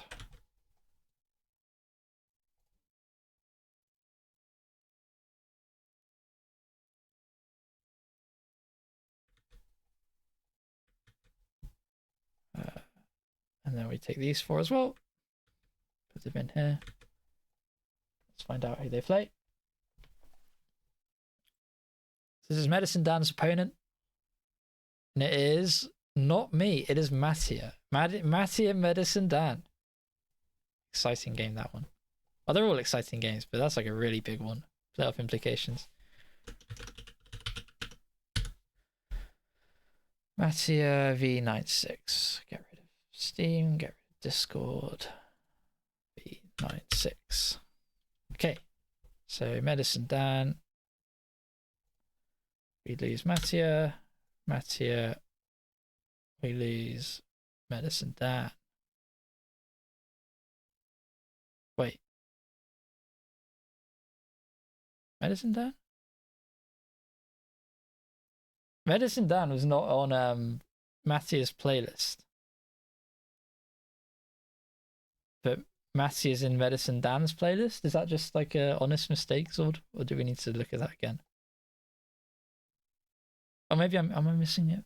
Any random heroes? Serial, Brainlord, me, Zord, Glodian, Mojo Rising, Arctic, Ameno, Bobby, Shamba, Bopnot, Core Knight. Where's Mattia? Where's Medicine Dan? So Medicine Dan is on 11. Oh no, they can play. Yeah, they should have. Yeah, it's fine. If they're on at least one list, it's okay. All right, perfect. Nice. Okay, good. I'm paranoid after last time and the time before that. Okay, Mattia is done. Medicine Dan's done, but Mattia comes off this list as well. Let's quickly get another game going. Bar check, okay. Oh god. Oh, it's Zord. Zord comes out the hat next. I need to stop preempting so we can actually get the little confetti. My bad. Harry Zord. We have a winner. Okay. Who gets to play Herring Sword? Turns out a lot of people.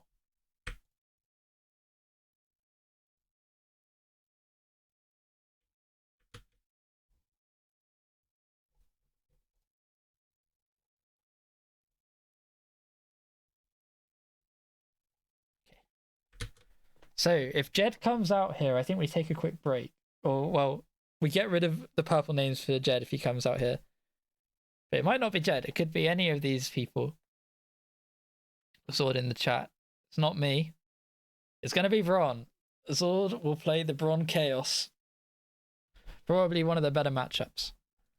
So I think everyone thinks that, and then they actually play Bron, and it doesn't go very well for them. So might have cursed him there. Bron. So Bron can't play Zord. Zord cannot play Bron. Then I go here. Remove Zord. Remove Bron. We're getting there.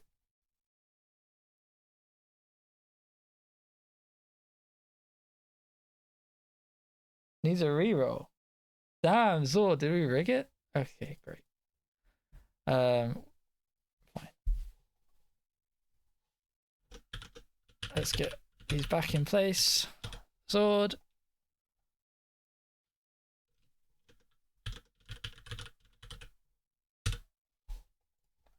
Okay, we'll re-roll it. Wait. Yeah. He wasn't in there. Was Jed not in there?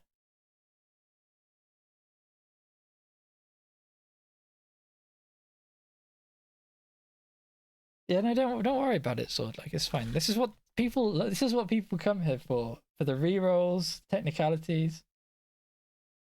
The delay in chat is brutal when it's all been removed. I don't think it's too bad. Right. So I'll just put this Jed in this Zord.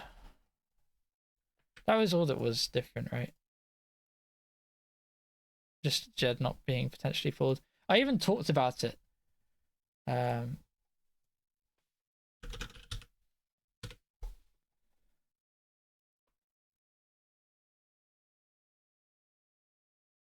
Bron. Yeah, okay.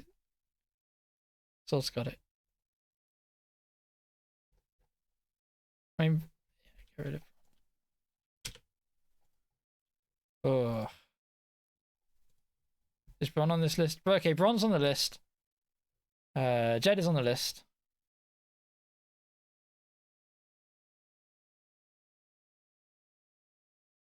Right.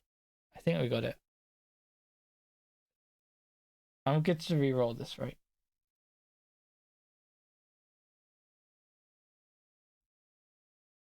Just Control Z.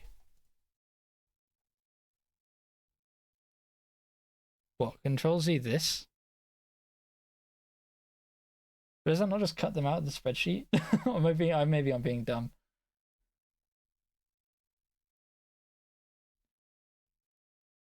Right, I think this is correct. No. I'm gonna spin this again. And yeah, it's fine. Okay, try again. This is why we've got 20 people watching. It is in fact Arctic Antarctic who comes out of the hat.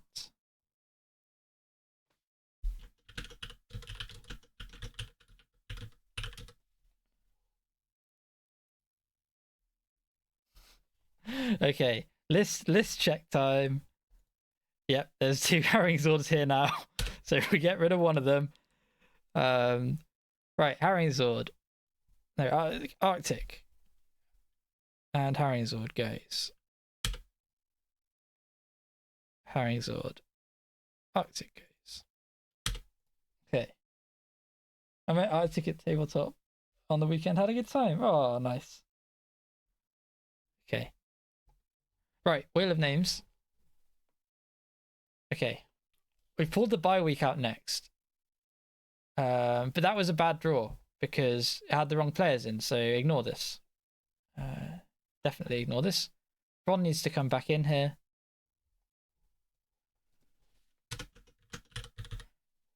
Yep, Arctic Antarctic needs to come out of here. Harrying Sword is already out of here. Okay. Did he have biscuits? Right, to recap. Harrying Sword drew Ron. List error. Redrew Arctic Antarctic. And we'll carry on as we were. Bang.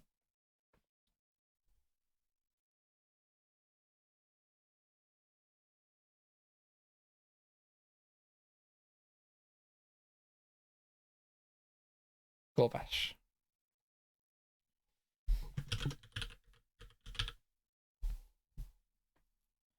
Where is Gorbash? GGG. Right here. Not many opponents for Gorbash.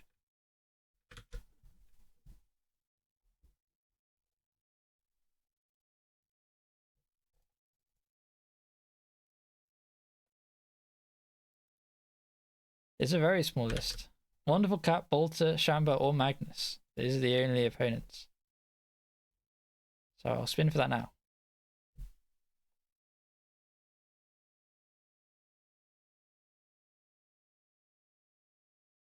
And here we go. Bolter comes out. So Gorbash plays Bolter. Okay, so Gorbash. Bolter. Bolter. Good. Gorbash. Okay. Remove Bolter. Remove Gorbash. And then Bolter. It's another game done. God, we're not even halfway through week 10. Whoa, settle in, everybody.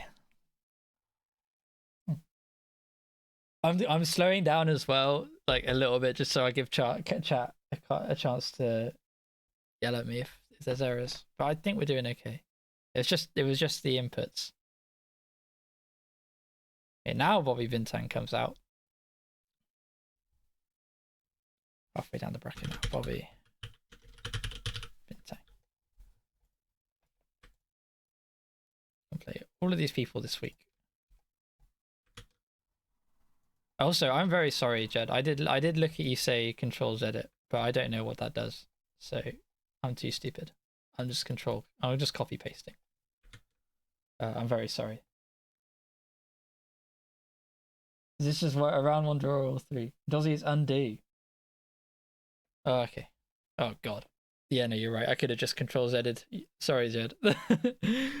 I learned something today. And it's not how to do this wheel spin. Okay. It is Wonderful Cat. Bosh. Waving Tang. Wonderful Cat. And then I go Waving Tang. Wonderful Cat. Why is that not come up in red? Is it? Because I haven't put in the medal in. I think. Hold on. Yeah, there we go. Right, Wonderful Cat. Get out of Bobby Bintang's list. And then the Wonderful Cat. Bobby Bintang is out of that list. Okay, there we go. Now, also do this homework. Remove Bobby Bintang. And remove Wonderful Cat. Okay, just check. Right, spin. I wonder if the medals are a bad idea. No, it's fine. Now that I know that it's a thing. No, I rate it. I rate it. So don't worry. It's a good idea. Puts a bit of flair in, and it's not too much. It's not a big workaround, is it? Judo, the North step out, and this is one of Jed's options. So we're on Jed watch. Judo. I have to scroll along a little bit here. So we got Jed, Serial, any random hero, Braun, me, Claudian, Mojo, and Bopnot are all on the table for this guy. And I did check, and Jed is on this list. God damn it! Why did that not work? Open Microsoft Edge DevTools. No, do not. Claudian, Mojo, and Bopnot. Control C. There we go. Control V and spin.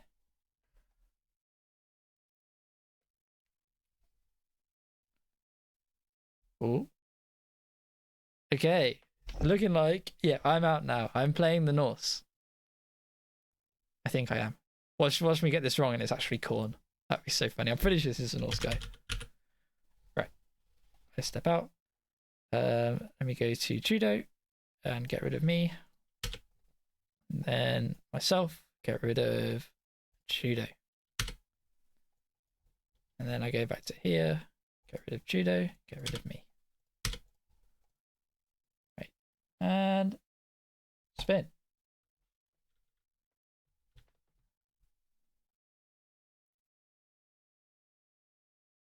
Ameno.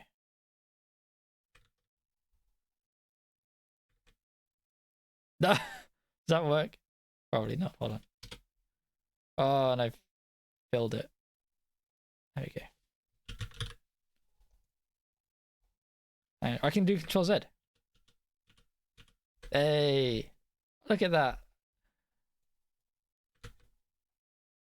Right, Ameno goes in here. Now I go to Ameno's list, which doesn't have many people in it now, does it? A lot of his people have already come out of the hat. So it's going to be Sarah, Brainlord, Bopnot, or McSwiss that come out here. Is anyone... Hang on, first off, is anyone down to 1? Basti's down to 2. We're going to have to look out for Basti, Galstus in the bye week here. Gorbash is down to 2. Oh no, he's not. He's out of the hat. But anyway. Right, we've got 4 teams here.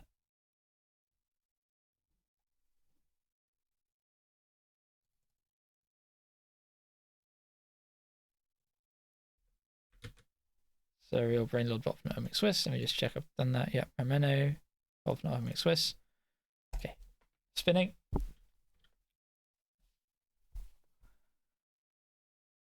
Oh, it's looking like it. It's bad odds of me. He's called it out. Lord Brainlord steps out as well. Here we go. Ameno versus Lord Brainlord. And then Ameno. Okay, Lord Brainlord, get rid of that. Lord Brainlord, I get rid of that. Then I go here, get rid of that, get rid of Lord Brainlord. Okay. So we'll leave Brainlord to live with that one, and we'll start our next game here.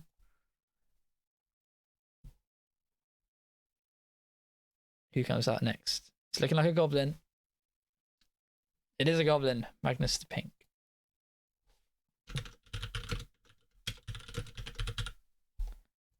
Okay, that was spelt correctly. Now let's go to looking at the bye week. Lots of options. Where are we? Did I fill out again? Magnus. Magnus. Right. So we got McSwiss, Gaustus, and the bye week. This guy can play. So yeah, the options are running out, and we are going to start getting to a point where there's only one option people can play. Control F is fine. I know Control F. I know that one. But I understand. It was a fair assumption that I didn't. Right. It's looking like it's Gaustus. Yeah, it's going to be Gaustus. Okay.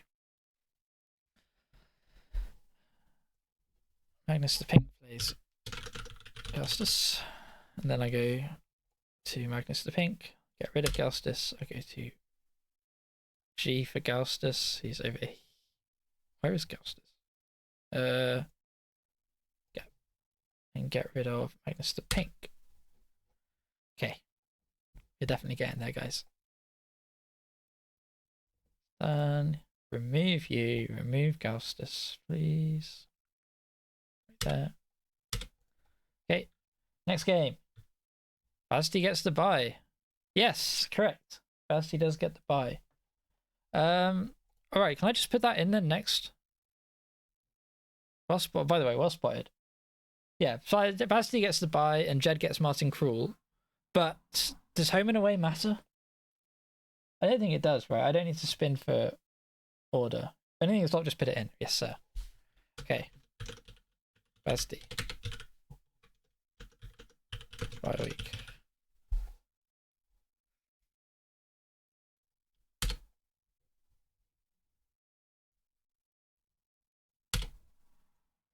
Jed. Martin Krul.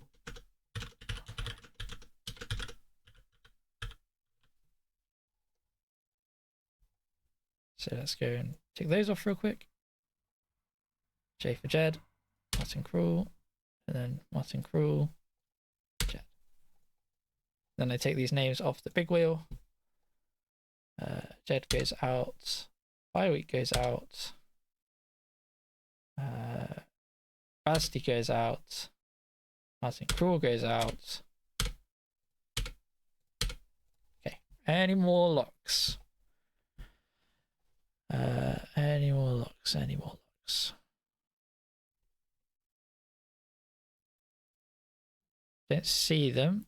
Gorbash has been pulled out of the hat. Pretty sure. Yep. Came out halfway. I think that's the only other two. Hopefully there'll be 8 teams left. You're correct. Do a spin. Yeah, I think it's definitely time for another spin. See if we can get any more locks out of the way. Anyway, he's up next. It's going to be Glaudian.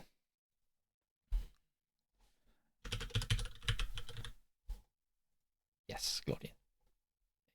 Let's go over to G. Glaudian. It's going to be Surreal, Major Horizon, or Mixed Swiss.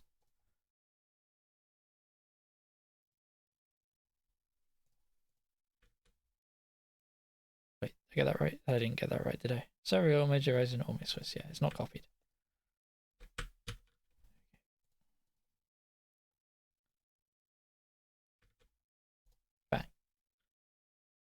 Yeah, I could well produce another lock. I'm definitely on the lock hunt. After this one for sure. It's going to be Surreal that steps out here. So we go cross, Glaudian, so on R, R34L. Yeah, I got that right. Okay, and then I go Glaudian, Surreal. And then Surreal, Glaudian. Remove Glaudian, remove Surreal. Who's left? McSwiss, Outcast, Bopnot. Let's just check these. Outcast has 2 left, Bopnot has 2 left, McSwiss has 2 left. Mojo Horizon, any random hero, Brawn. Mojo Horizon has 3 left. Any random hero has 4 left, and Brawn has 2 left. So I think we don't have any locks. I'll give it a few seconds and check again. I'm like 90% sure there's no locks here. Like, there's a load of teams that have like 2 options, but I don't think any of the remaining coaches have a lock. Yeah, we'll do another spin. I think the tech for next time is like to have the top names highlighted, so I can quickly see like who's still in the pool when it comes to finding locks. Gorbash, Shamba, they're already out. Shamba's out and Gorbash is out. Yeah. Okay. Bosh. It's gonna be Bopnot. Yeah, just Bopnot. I'm skipping the fireworks here. I'm trying to save time wherever I can. Mr. Bopnot. So let's go to Mr. Bopnot. And it's going to be a coin flip between any random hero and Mojo Horizon. Done. Get out, get out, get out, get out. Oh my god, can I press Control C once in my life? Sorry, guys. There we go. Spin it up.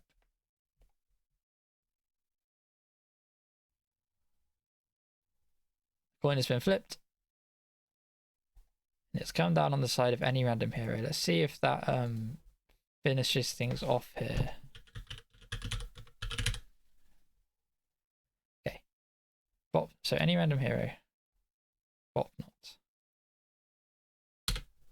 Bop not. Any random hero. Who's left now? Remove. Remove. McSwiss, Outcast, Mojo Rising, and Braun. Swiss. So let's go to Braun. Braun can only play Outcast. And does that mean... Yeah, we'll be fine. Mojo Rising, McSwiss. Let me just do the admin. Mojo Swiss. Yeah. Yeah. Okay. So that means it's going to be Outcast, Braun, Mojo Rising, McSwiss.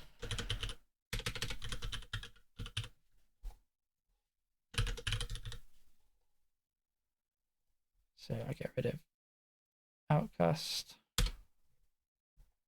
Outcast, I get rid of Braun. And then Swiss. Mr. Mojo Rising. And you get rid of Swiss. And Mojo Rising. Sorry, McSwiss gets rid of Mojo Rising. And the reason Shamba's left is I didn't put his medals on, which was causing some confusion, I think. Okay. Spin for home.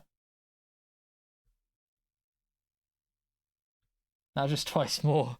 Okay, so that is the round 10 draw today. Now we will also do the round 11 and 12 draw. So I said settle in a couple of times, but you know what I mean? Like, we're 1/3 of the way there, but we're getting the hang of it. And I think, congrats to Zord. I think that was a really well set up spreadsheet. I think there was one mistake where you probably got lost in the Jed specifics, but like, considering this is all handmade, I'd say that's pretty hype. Like, and it's a side project. It's like, well done. Now let's get on with round 11. So the round 11 playlist. I get to redo the wheel, the big wheel, that is, because we're going again, baby.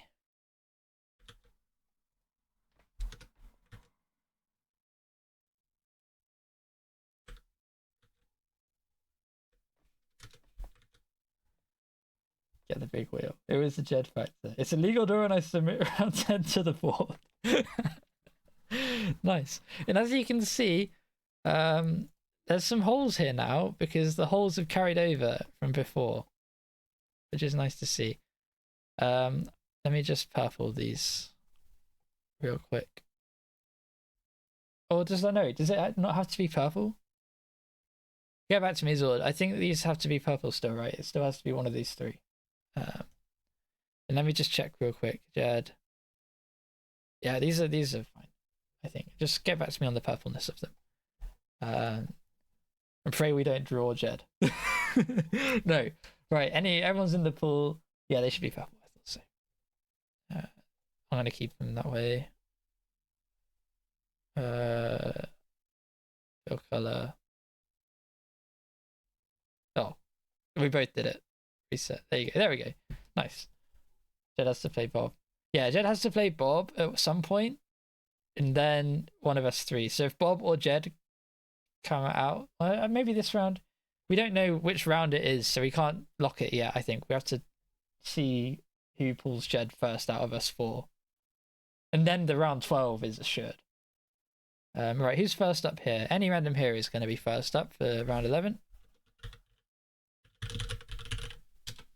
Any random hero.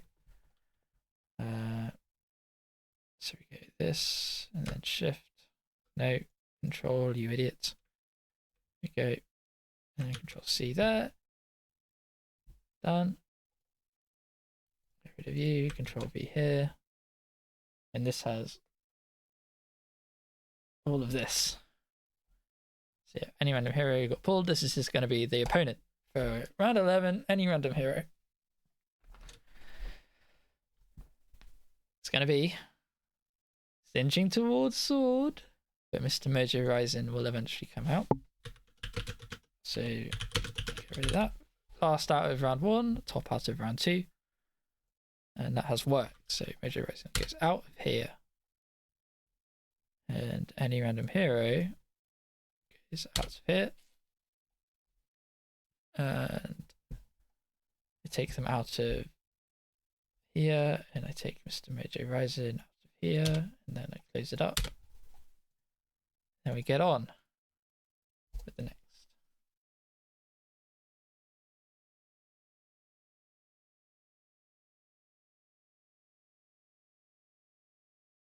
And next up is Imperative X. And they don't have many options, I'm imagining. Imperative X. Oh, they do. They have a few options, actually. Fair enough.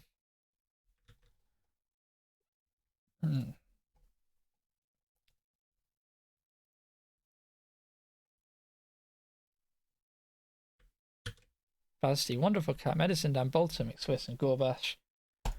Who's it going to be?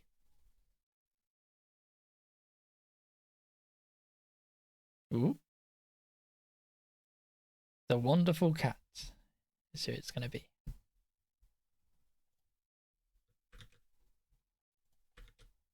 No, not Winterrace. How did I get... Right.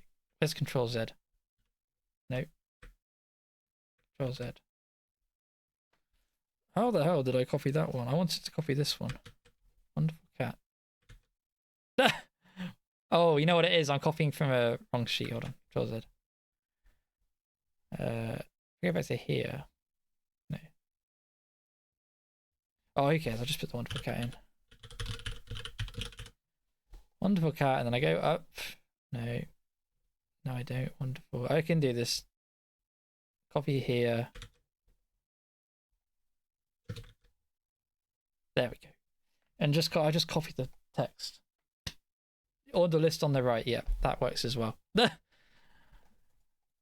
I see why people don't stream these very often, because they are kind of just an essay on how stupid you are as a human being. Right. Imperative X, get rid of Wonderful Cat. Wonderful Cat, get rid of Imperative X. Who is not on this list, but I think that's fine. Yeah, that's fine. Whatever. That's not a big deal. As long as he's... The mistake is when they stay on the list, not when they go off the list. That's fine. So remove you. Remove Wonderful Cat. Close ranks. Not liking the lack of names other than mine on Winterrace's list. But there's a few of them in there. You'll be fine. Right, let's spin the next game up because I'm not seeing any complaints.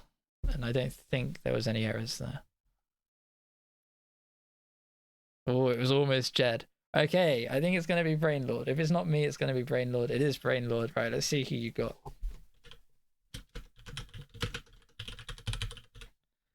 Lord, Brainlord. Winterrace, Braun, Mattia, me, Zord, Glaudian, Arctic, Shamba, Bop, Noctua, Knight, Spartacus, and Sir Real, all in the pool.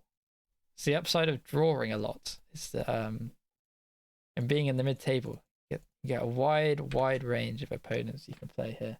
Better not be Winterrace. Well, let's find out.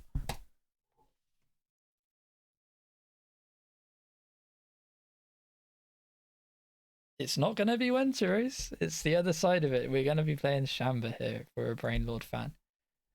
So yeah, that's Shamba out.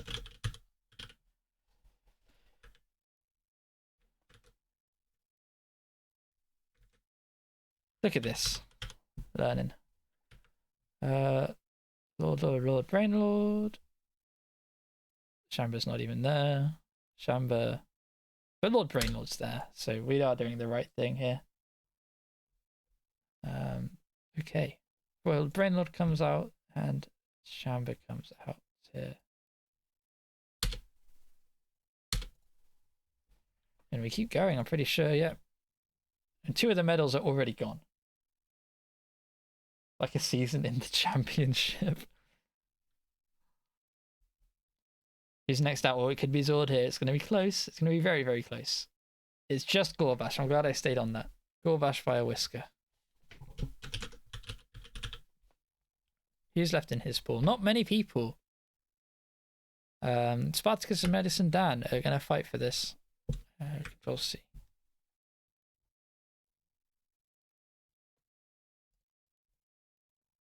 It could be Tottenham next season. Right. Spartacus, Medicine Dan.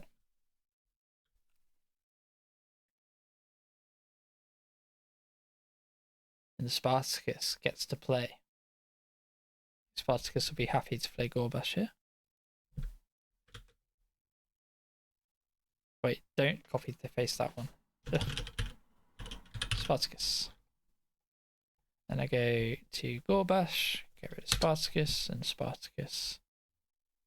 Get rid Gorbash. Look at this, we've got live fixes coming in here. It's all highlighting who's already out. So we can look for, it gets easy to look at these. Incredible stuff here. Remove you and remove Spartacus, because that's who you're playing. Yes. Next game.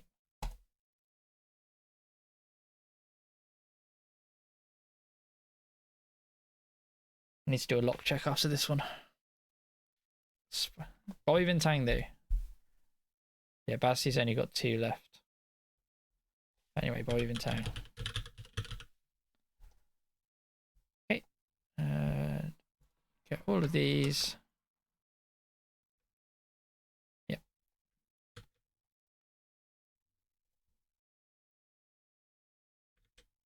Serial, Massia, Measle, Claudian, Arctic, Ameno, Boknot, and Cornite. All on deck.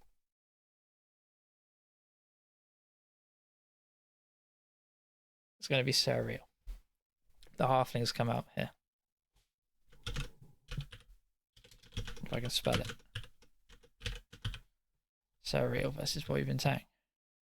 We've got Bob and Bobby Bintang, something to watch out for. Bobby Bintang, Serial, Bobby Bintang. I'm not shuffling just to save my sanity. Yes. Right, let's spin the next one, shall we? Basti's getting close to a lock, and so is Jed. So I have my eye on it, but it's quite a lazy eye, it has to be said. Magnus, more stunties. Magnus the pink. Magnus the pink. Who can you play? Again, not that many. Medicine, Bolter, McSwiss, and the buy are all options here. Did I copy that? No, I didn't. I knew I didn't. Learning. Bang.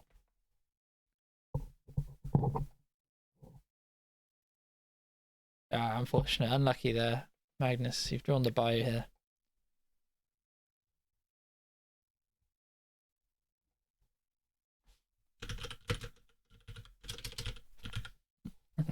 So, Magnus, bye week. Magnus.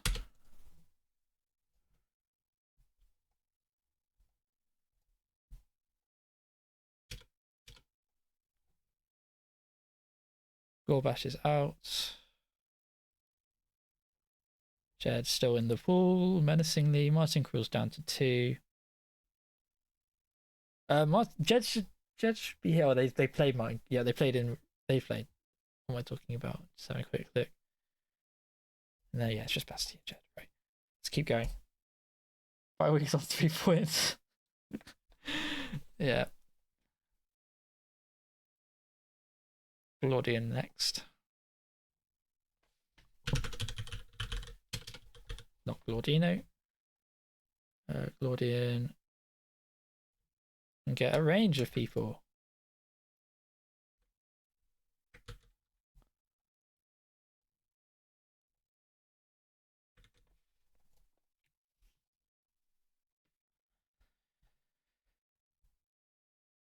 When it's this tight though, you'll take 3 points. So I wasn't sad about the bye week. Tudor, it just tips over. I had to stick on that one.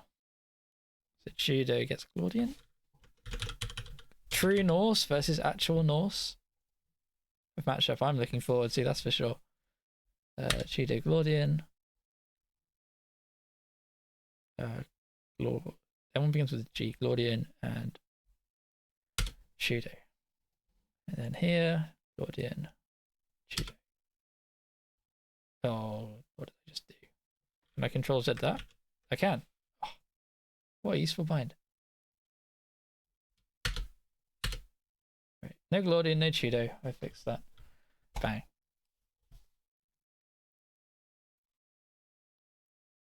Nearly dead. It's going to be myself. Okay, who can I still play? It's going to be fun. Who do I want to play? Who have I got? Outcast. Oh, God. Bob. Bron. Zord. Ameno.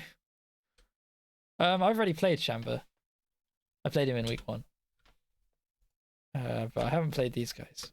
So hold on. Everyone else I haven't played. I'm like 90% sure.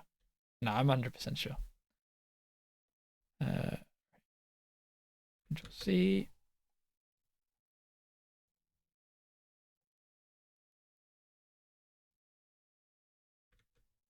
Control B. Quick look at Twitch chat, and then I spin. Who do I get to play? Oh no, not a Menno. Ooh, okay, I get Core Knight. Nice. Amazing.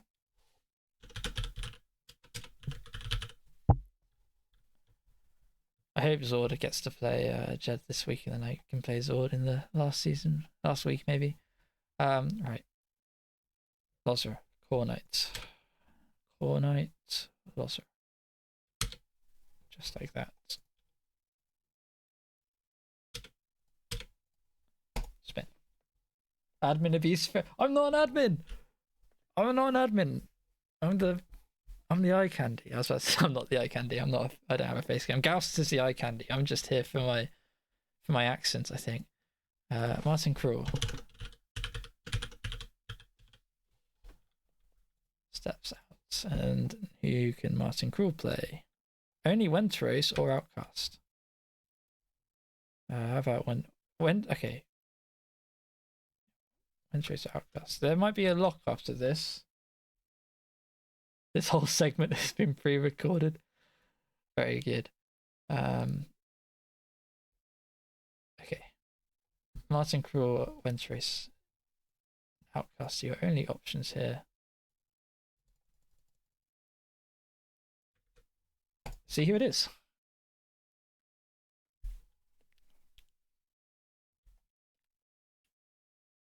Yeah, I mean between you and Shamba. Oh.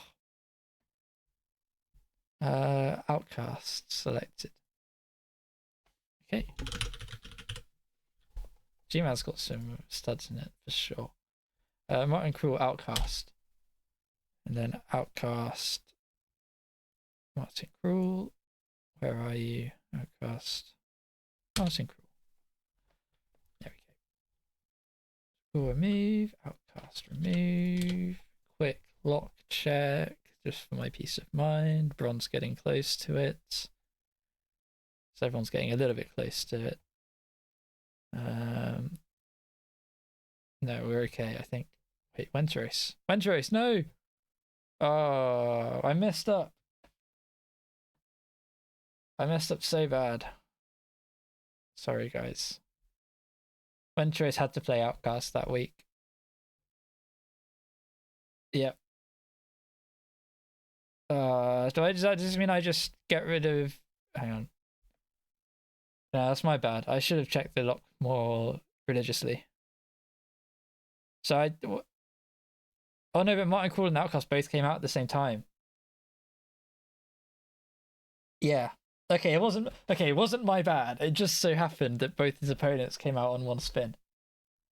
And if I look at Outcast, does this work? Outcast. Yeah. I think I just make this Wentros, right? I turn Outcast into Wentros, and then we keep going. That makes sense. I think that makes sense. I'm gonna do it. I think that's how that works. And then I put Outcast in here. Get rid of Wentros. Wentros. Okay. I would spin to see who to remove. All right, fair enough. We'll do it that way.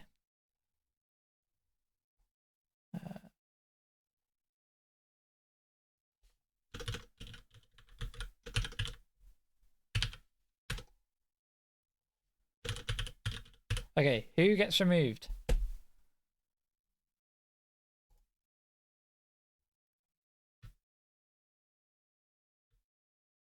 Okay, Martin Krul gets removed.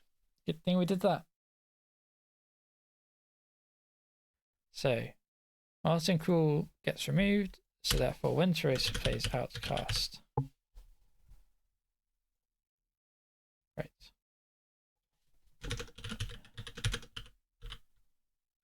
Martin Krul.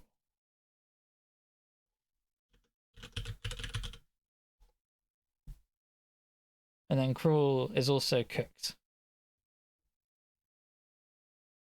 I think in my head it had to be the other way. But no, I think you're right, Sword. Winterrace, Martin Krul.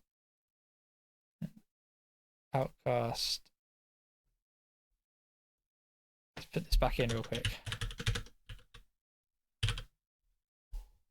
Yeah, that was my intuition. I think it had to be Krul, Winterrace, because Outcast can still play Bob or yourself. Yeah. All right, cool. Look, no one's gonna turn down extra wheel spins on a wheel spin stream. That's for damn sure. Okay, Martin Krul versus Winterrace. So Outcast still play both. Winterrace cannot play Martin Krul. Martin Krul cannot play Winterrace. Yeah, and then we run into fun times between Bob, you, Jed, and him. Check I've got this right. Martin Krul can play Outcast, but not Winterrace. Winterrace can play Outcast, and Outcast can play both because he's not been taken out of the pool yet. Okay, so after all that, it is Martin Krul, Winterrace come out, Winterrace out. Martin Krul was taken out already. Yeah, this does get messy. It does get messy. Right. Jed, Bob, Zord. Outcast, Bob, Zord. Where is Herring? I keep saying Zord, but begins with H. Zord has a lot. Gorbash can only play Medicine Dan, so that's a lot. Oh no, he's already been pulled out. What am I talking about? I think we need one more spin. Is Outcast on the wheel still? We took Outcast out of here because Martin Krul has to play Winterrace. So it's a very good question. Outcast is not on the wheel still. See, this is why we have multiple people here. Jed has spotted it. Outcast needs to come back on. I'm sure other people would have spotted it, but Jed was alert. Outcast is on the wheel. The other two aren't. I'm happy to spin this. I think I'm going to spin this. I don't think there's any other. There's no locks on the remaining players. We were very close to it in like 3 places, but not quite yet is what I'm looking at here. Let me just not go there, scroll across. Yeah, no, I'm going to spin. Yeah, spin.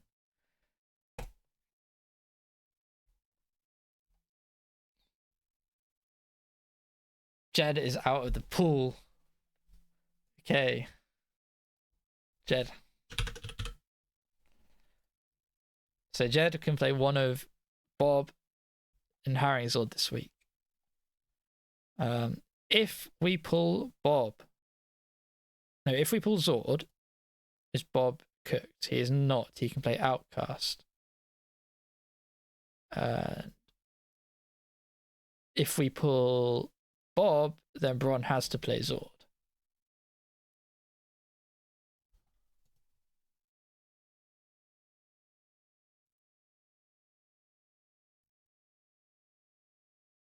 Okay, cool. Zord's got that. Okay, so am I right? Oh, I think we have to coin flip Bob and Harry's Zord. I can't. In my head, we still have to flip them. There's no blind alley that I'm going to be led down in regards to blocking people out. And yeah, that's the main thing. Bron's game also gets decided by this roll between Zord and Bob.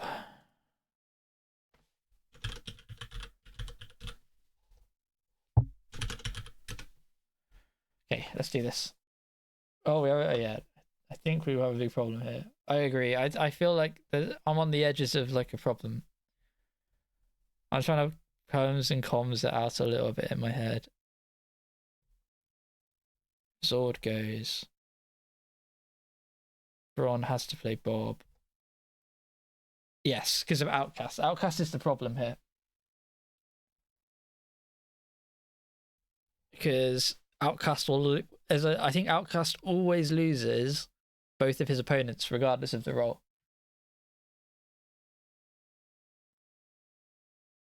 So it comes down. Does it go? Do we go back to this cruel Wenteros? I'm stepping in. Yes, I think thank you. this needs intervention at this point. It does need intervention. We're drowning a little bit here. Okay, so basically the situation we've got is that we've got Braun, Outcast, and Bob, who are all in like a little triangle. Yeah. I have other opponents that I can play, but I need to be involved in a game against one of these people. But then we've also got the Jed problem.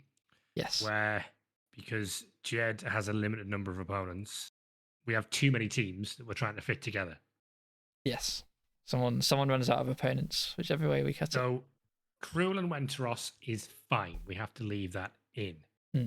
I think we then have to pull. Is there another potential opponent that all of Braun, Outcast, and Bob can face? Outcast. Any random hero? Any random hero and Surreal. Yes, Surreal. Are the ones that I'm seeing. So I think we need to pull one of those two out of their game. Right. So that we can throw them into this cycle, and then we should be able to generate enough games. Okay, I think that's a straight wheel spin, right? I don't. Yeah, so if you wheel spin between those two, then we can pull one of those, because Mojo and Bobby should have enough other opponents. Yes. That we can fix this that way. Surreal and any random hero. I've got it on the backup spinner here. Okay, I'll spin this now.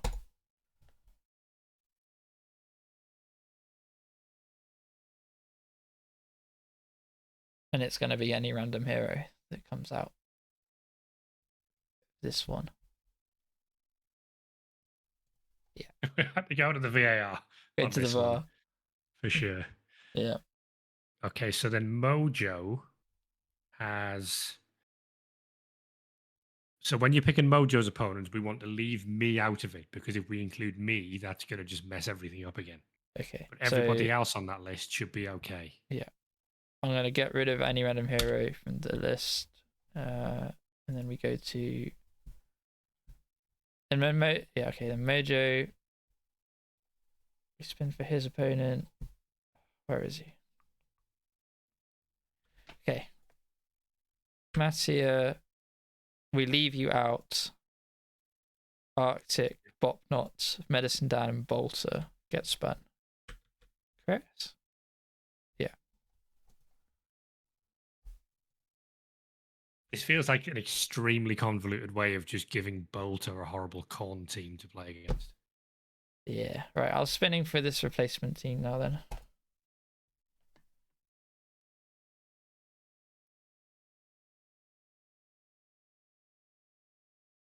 And the replacement team is going to be Arctic Antarctic. Or Mr. Mojo Ryzen.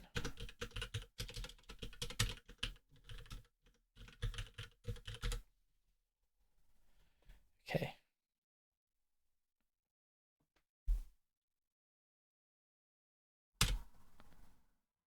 So I think we can now go back to spinning Jed versus me or Bob.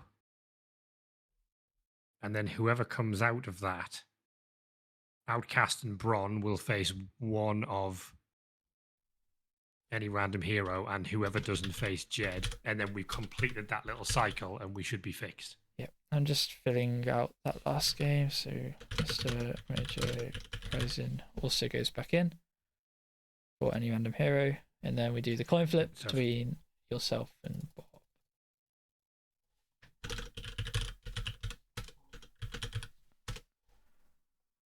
Let's check. Yes. All right, doing that coin flip spin. This is who plays Jed between Harry, Zord, and Bob.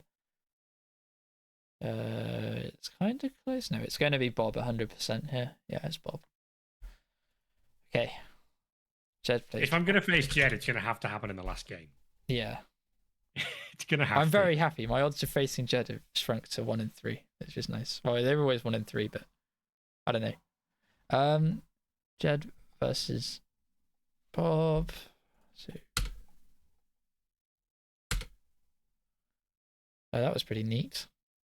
Now, I'm looking for locks after this, and I can't see any. So we should have, it'll not need to come up immediately, but there now should be Bron, any random hero, me, and Outcast in a group of 4. Any random hero. Yeah, any random hero can play more than that, but yeah, you. So the important thing is if I'm in anybody else's list, you can't include me in that list. So say someone like Shanba comes. No, not Shanba. Shanba's already come out. So someone like Mattia comes out. Yeah. That's the same with Bron as well, right? Because let's have a spin, and then we'll. We'll have a spin. Let me make sure I got the right names here, though. Bob got pulled out. Any random heroes back in? Yes, any random heroes back in. Arctic should be out. Yes.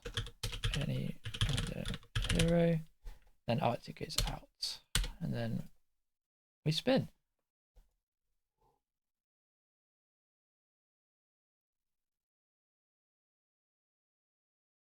Massively appreciate everyone's patience on this. Oh, dude, they're loving it, mate. It's the highlight of the Wednesday evening. Mattia comes out. So there we go. We get this scenario straight away. So yeah, don't include me in this. And indeed, don't include any random hero in this either. Because we need any random hero for that other group. Right. And for Mattia, no hero, no sword. So it's a Menno, and then Shamba and Bopnot for Mattia. So I think he's probably going to be praying it's not a Menno. The other two are pretty playable. Right, I'll spin those 3. Do stay tuned, everybody, because at the end of the show, we will be handing out the Rebel Peace Prize. Oh, that's not really worth joking about. Let's be real. That's a bit too bleak even by my standards. Right, Mr. Bopnot is going to be playing Mattia. So tab to the right spreadsheet.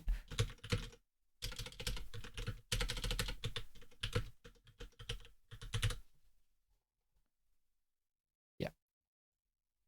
And then I go to Bopnot and I get rid of Mattia. Go to Mattia, get rid of Bopnot. Then I go to here. And get rid of them both. Okay, another spin.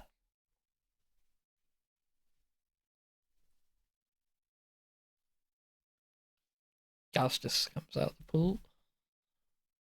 Yeah. I'm spoiling it for you, I'm afraid, but I like to think I'm giving you time to think. Right, who can Gaustus play? I don't think it's that many. It's fair few. Medicine Dan, Bolter, McSwiss, and Shamba. But it can't be Bolter because Bolter's the only person Basti can now play. Oh no, that's not true. So is it Basti and Gaustus? Gaustus is in Basti's list, but the vice versa is not true. Probably a mistake. Yeah, I'm not. It's so. Am I putting? What I'm trying to say is, am I putting Basti in this wheel to spin for Gaustus? Let me have a look through the season. So Basti has faced Medicine Dan, Cornite, Bron, Spartacus, any random hero, Magnus, Arctic, Gorbash, and McSwiss. So Basti can face Gaustus. Yeah, that's fine. Yeah, Shamba was in there. No, he should still be here, but he should be in red.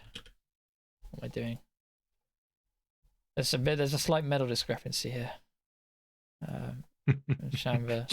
just to add even more unnecessary confusion to this. Oh my god, get rid of. I need to properly uninstall Copilot. This is getting on my nerves. No. Oh my god. What am I doing? Sorry about this. It's It's my turn to make mistakes. So. There we go. Right, that should be in red. So these three and Basti go in for Augustus.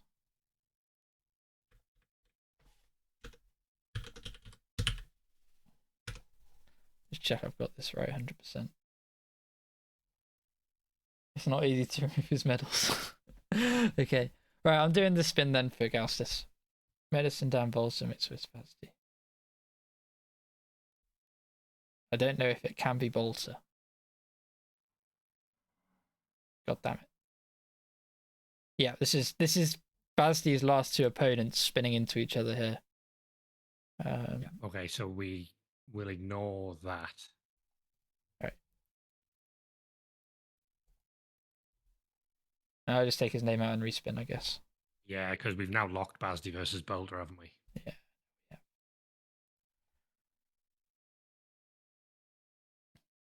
We should be on Shamba watch his brain. I think he's having a lot of fun with this because he's not actually in the call. He gets to just make he just gets to make snide remarks. Max Swiss is going to play Gastus. Sorry, it likes to spin right close to the line for maximum tension. I know it really does, doesn't it? Right. So let me just clean up the matchups before I lock in anything here. So Swiss and then Swiss and there's Gastus. There he is. I think this also locks Medicine Dan and Armeno. Okay, let me just do the Bolter or the Basti one. So Basti has to play Bolter.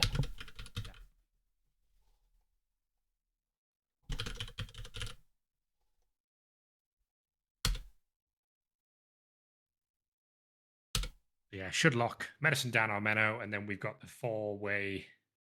Yeah, the four-way mess. Bob, Bron, me, and Outcast. None of whom I particularly want to face.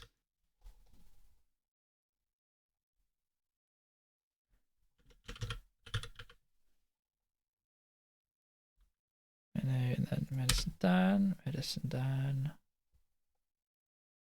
Meno, you, and yeah, we're left with the final four. Ignore all the Shambas. There's medal issues. Okay. Right, I'm just spinning here, right, and then go from there. I won't forget the medal, don't worry. So.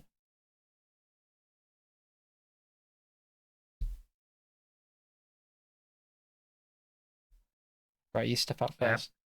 Bolter, you are playing Gorbash in round 10. Yeah, you're playing Gorbash. Right, Harry Zord. Who do you have to play? Or are we? Or am I just spinning? So Bron has to play any random hero now. No, I could play Bron as well. To be fair, has Bron come out? No.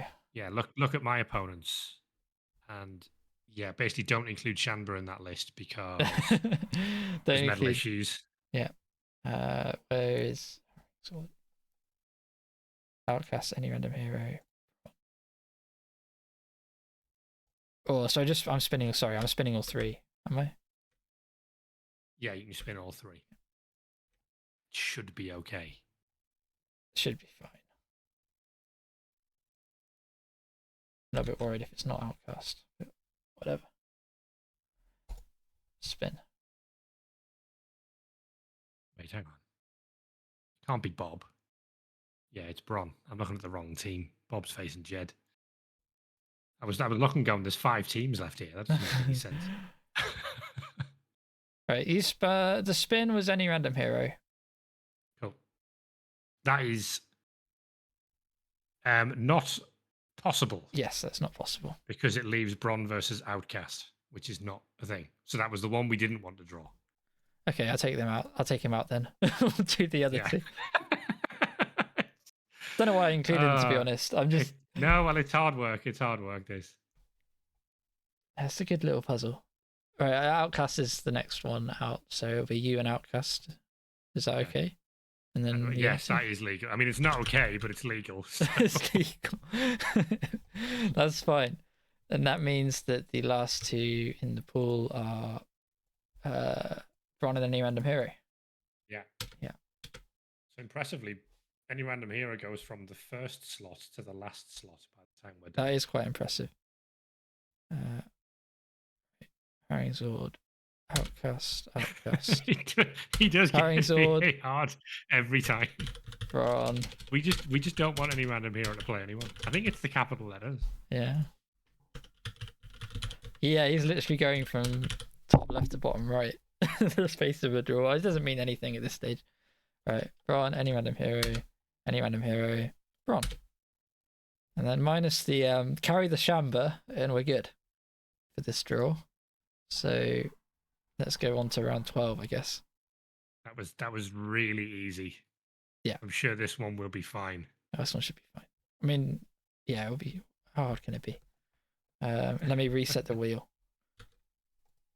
And we can go again for the last time this evening.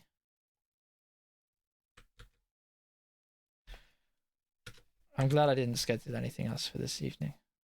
I knew it would take fucking all evening, like all night long. Right, I got all the names back in. Okay, let's get on with this. I think it went more smoothly last season, but I think we've had a bit of a strange season where we've got a few teams that have won far more than the big gaggle that are in the middle. You're first man out, by the way, this time. Oh, here we go. Yeah. That decreases my odds of facing Jed considerably, he says, knowing what's about to happen. Yeah, you've really set things up nicely there. I mean, you say that. You've got a lot of people still in the pool. Bob, any random hero, Surreal, Brain Lord. Wait, why is Jed not in this pool? Oh, there he is. I see him. I see him in there. Giving you a slight panic attack there. Right. Let's see who you get. I'm looking a lot less at lock-ins at the moment. I'm just trying to get some spins out of the way. So do yell at me. You've gone Bobby Bintang. Oof. So you've dodged the Jed. Congratulations. Dodged the Jed. Well, yeah, you have dodged the Jed. He'll play whoever comes out last out of me and Chudo. Worst case. Right, I'm just gonna not get rid of. Should I keep getting rid of these things? Probably. You don't need to in this one. Yeah, that's what I'm saying. I'm just gonna saves a bit of time. Crack on. Okay, Harry's Zord, Bobby Bintang, done. Spin.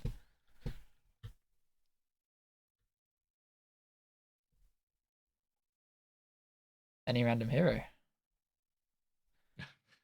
get the VAR out.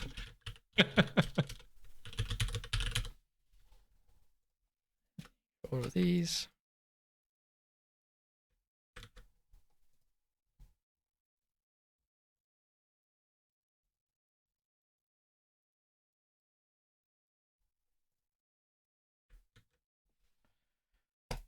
Send it. That means the odds of me getting Jed have gone up quite a bit, actually. Now that you're out. Any random hero plays Mr. Mojo Horizon. We're denied the Mr. off as well. Yeah, not the best draw so far. Well, actually, any random hero drew Mojo in round 11 before we moved him. So... Well, you'll get that draw after all. Destiny. We'll come back to that one in a bit. Yeah. Right. Game 3, Imperator Vex. It's gonna. Oh, is it? Yes, it is going to be Imperator Vex. You can either play still. Basti, Dan, Bolter, Swiss, and Gorbash.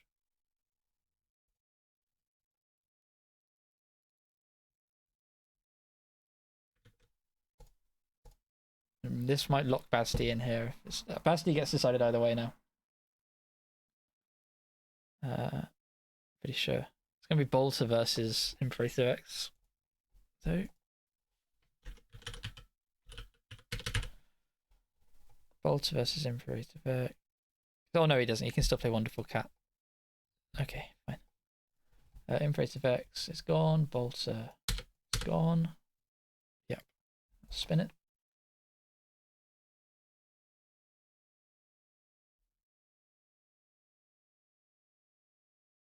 And is it going to be Winterose? Okay, well, Wonderful Cat is pulled out.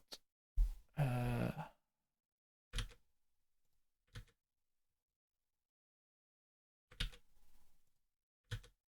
we go. Do it properly. Wonderful Cat. You can play Brain Lord, Glaudian, Arctic, Ameno, Corno, Spartacus, Dan, Shamba, and the bye week. I haven't said that in a while.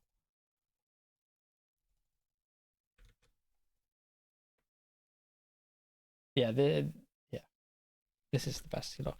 I got overexcited. Arctic Antarctic is going to be the one playing though. Right.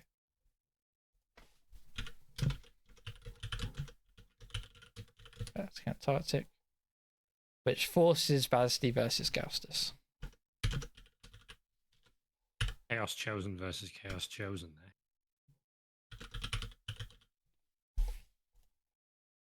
Oh yeah, and then Chosen be undead. All the chaos gets taken out straight away.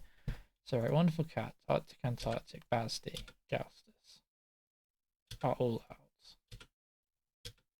Jed is still in.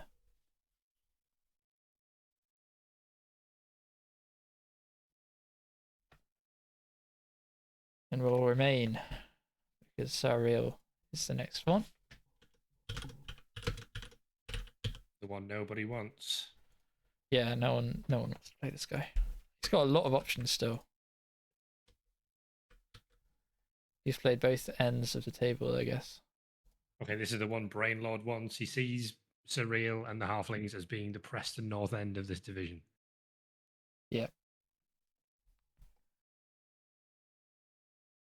Born to finish 12th. To finish 12th. Okay, it's going to be in Menno. More Nurgle for the Halflings.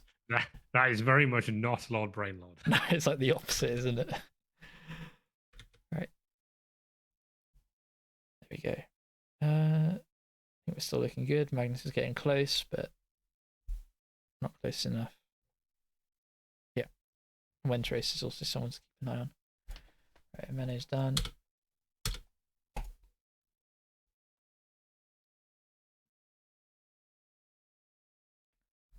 It's going to be not Outcast. It's going to be Mr. Bobnut to start the next fixture.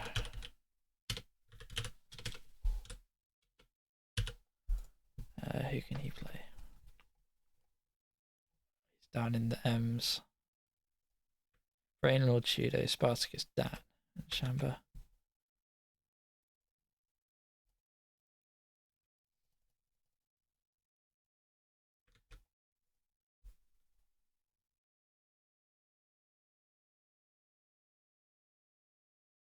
Yeah, it really does like running it like up to the line. Okay, Medicine Dan.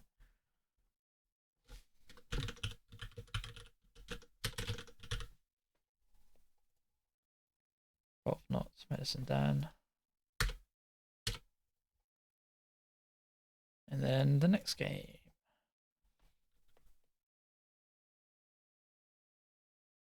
Typing Lord Bop, not clearly a 5+ roll. Alright. Jed is out the pool.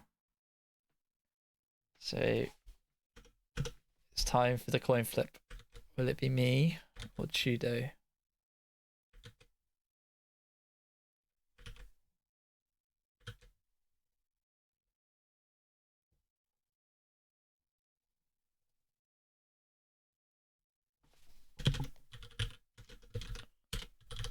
Oh, it would be fun if I killed that werewolf on the last game of the season. Let's see. Yeah, come on. Nice. I get Jed. Last game. Let's hope. Perfect. See if the wolf lives that far. Martin Crawl is Lock versus Outcast. Oh, well spied. Yes, he is. Correct. We'll do that next. I suspect it'll start to lock itself quite quickly. Yeah, Bob's done now as well. Outcast versus Marty and Cruel. I know the other. There's another lock. I'm just going to get rid of myself and Jed before I forget the names. And then it's Outcast. That's in Cruel. And then the other lock is there was one, wasn't there? Magnus and Bob. McSwiss look to be locked. Yep, and so is Bob and Bron. Okay, now do the Bob and Bron one first, real quick, because I think it's got the names on it. Bob and Bron, and then Magnus and McSwiss.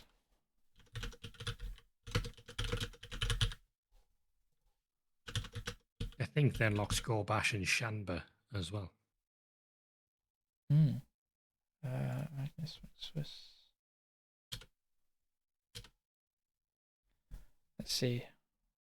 Shanba and who, sorry? Gorbash. Yes, you're right. The House of Cards is tumbling. It really is, isn't it? Hold on. Let me get Shanba in with the medals. So. Right, Shanba.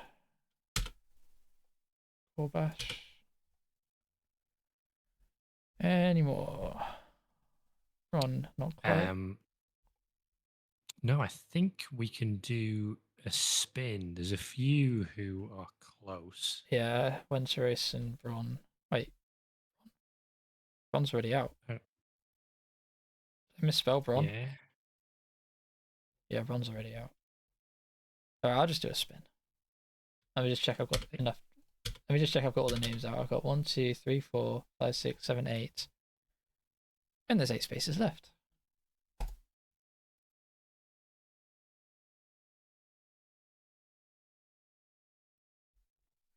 Okay, Spartacus.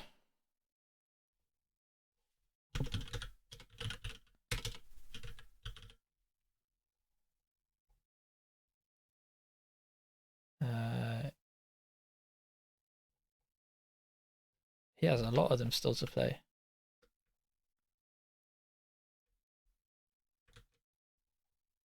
Wait, it would be good if I actually highlighted the right people. Wait, why am I still? Hold on.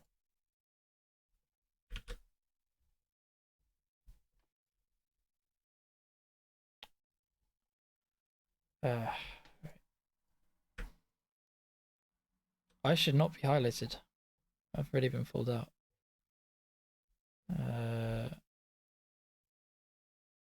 Hold on. I think I tried to change something with the conditional formatting and it broke everything. So I'm going to change it back to whatever it was. There we go. Tried to make it better and I made it worse. That's always the way, isn't it? Okay. Let's spin for Spartacus.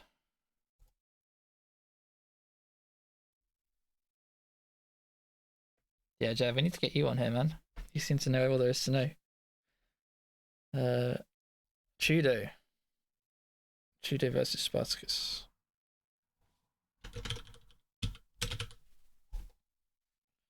Okay. Names. Spartacus, get rid of Judo. Bye-week still in the hunt.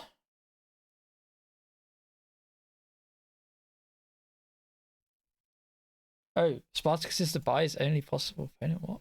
Where's bye-week?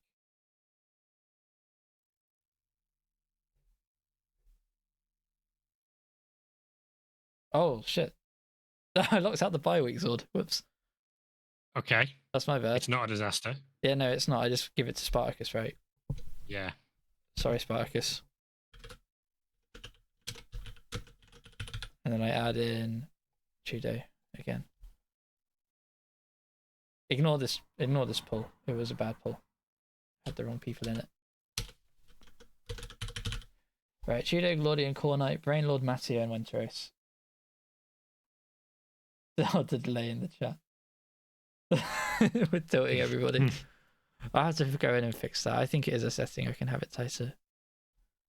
All right, I'll let chat catch up. I think I actively want Winterous now. Okay, any locks? Who's left? Judo. Judo and Wenteros, I think, are locked. Yes, Judo and Winterous. Yeah, Judo is locked to Winterous now. Sorry, Brainlord. Okay, Judo locks to Winterous. That leaves. So I think Claudian, Cornite, Brainlord, and Mattia are all able to all face each other, so we can just spin for them. Yeah, we can. Oh, this is fun. We can end it with some classic wheel spins. All right, first out is going to be Cornite. And I don't even need the second wheel now because they all play each other, so I can do another spin. Oh, look at this, we're flying now. Yeah.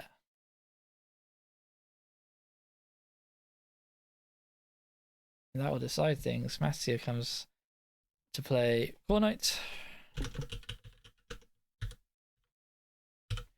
And that leaves at the bottom of the barrel Lordian and Lord Brainlord. I'll just spin for who gets to be on the left. Lord Brainlordian? The Lord.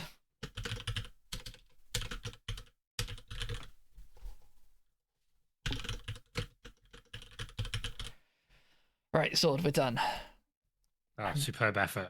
That was huge. Thank you for doing that. No, thank you. It wouldn't be possible without you. Everyone sub to this man. Don't please sub to that man. Sub to the Imperium guy and the ZFL guy. Don't sub to the stream once every 3 weeks guy. Whatever you do. Right. I think we should all go and relax after that. I think we should all go to bed.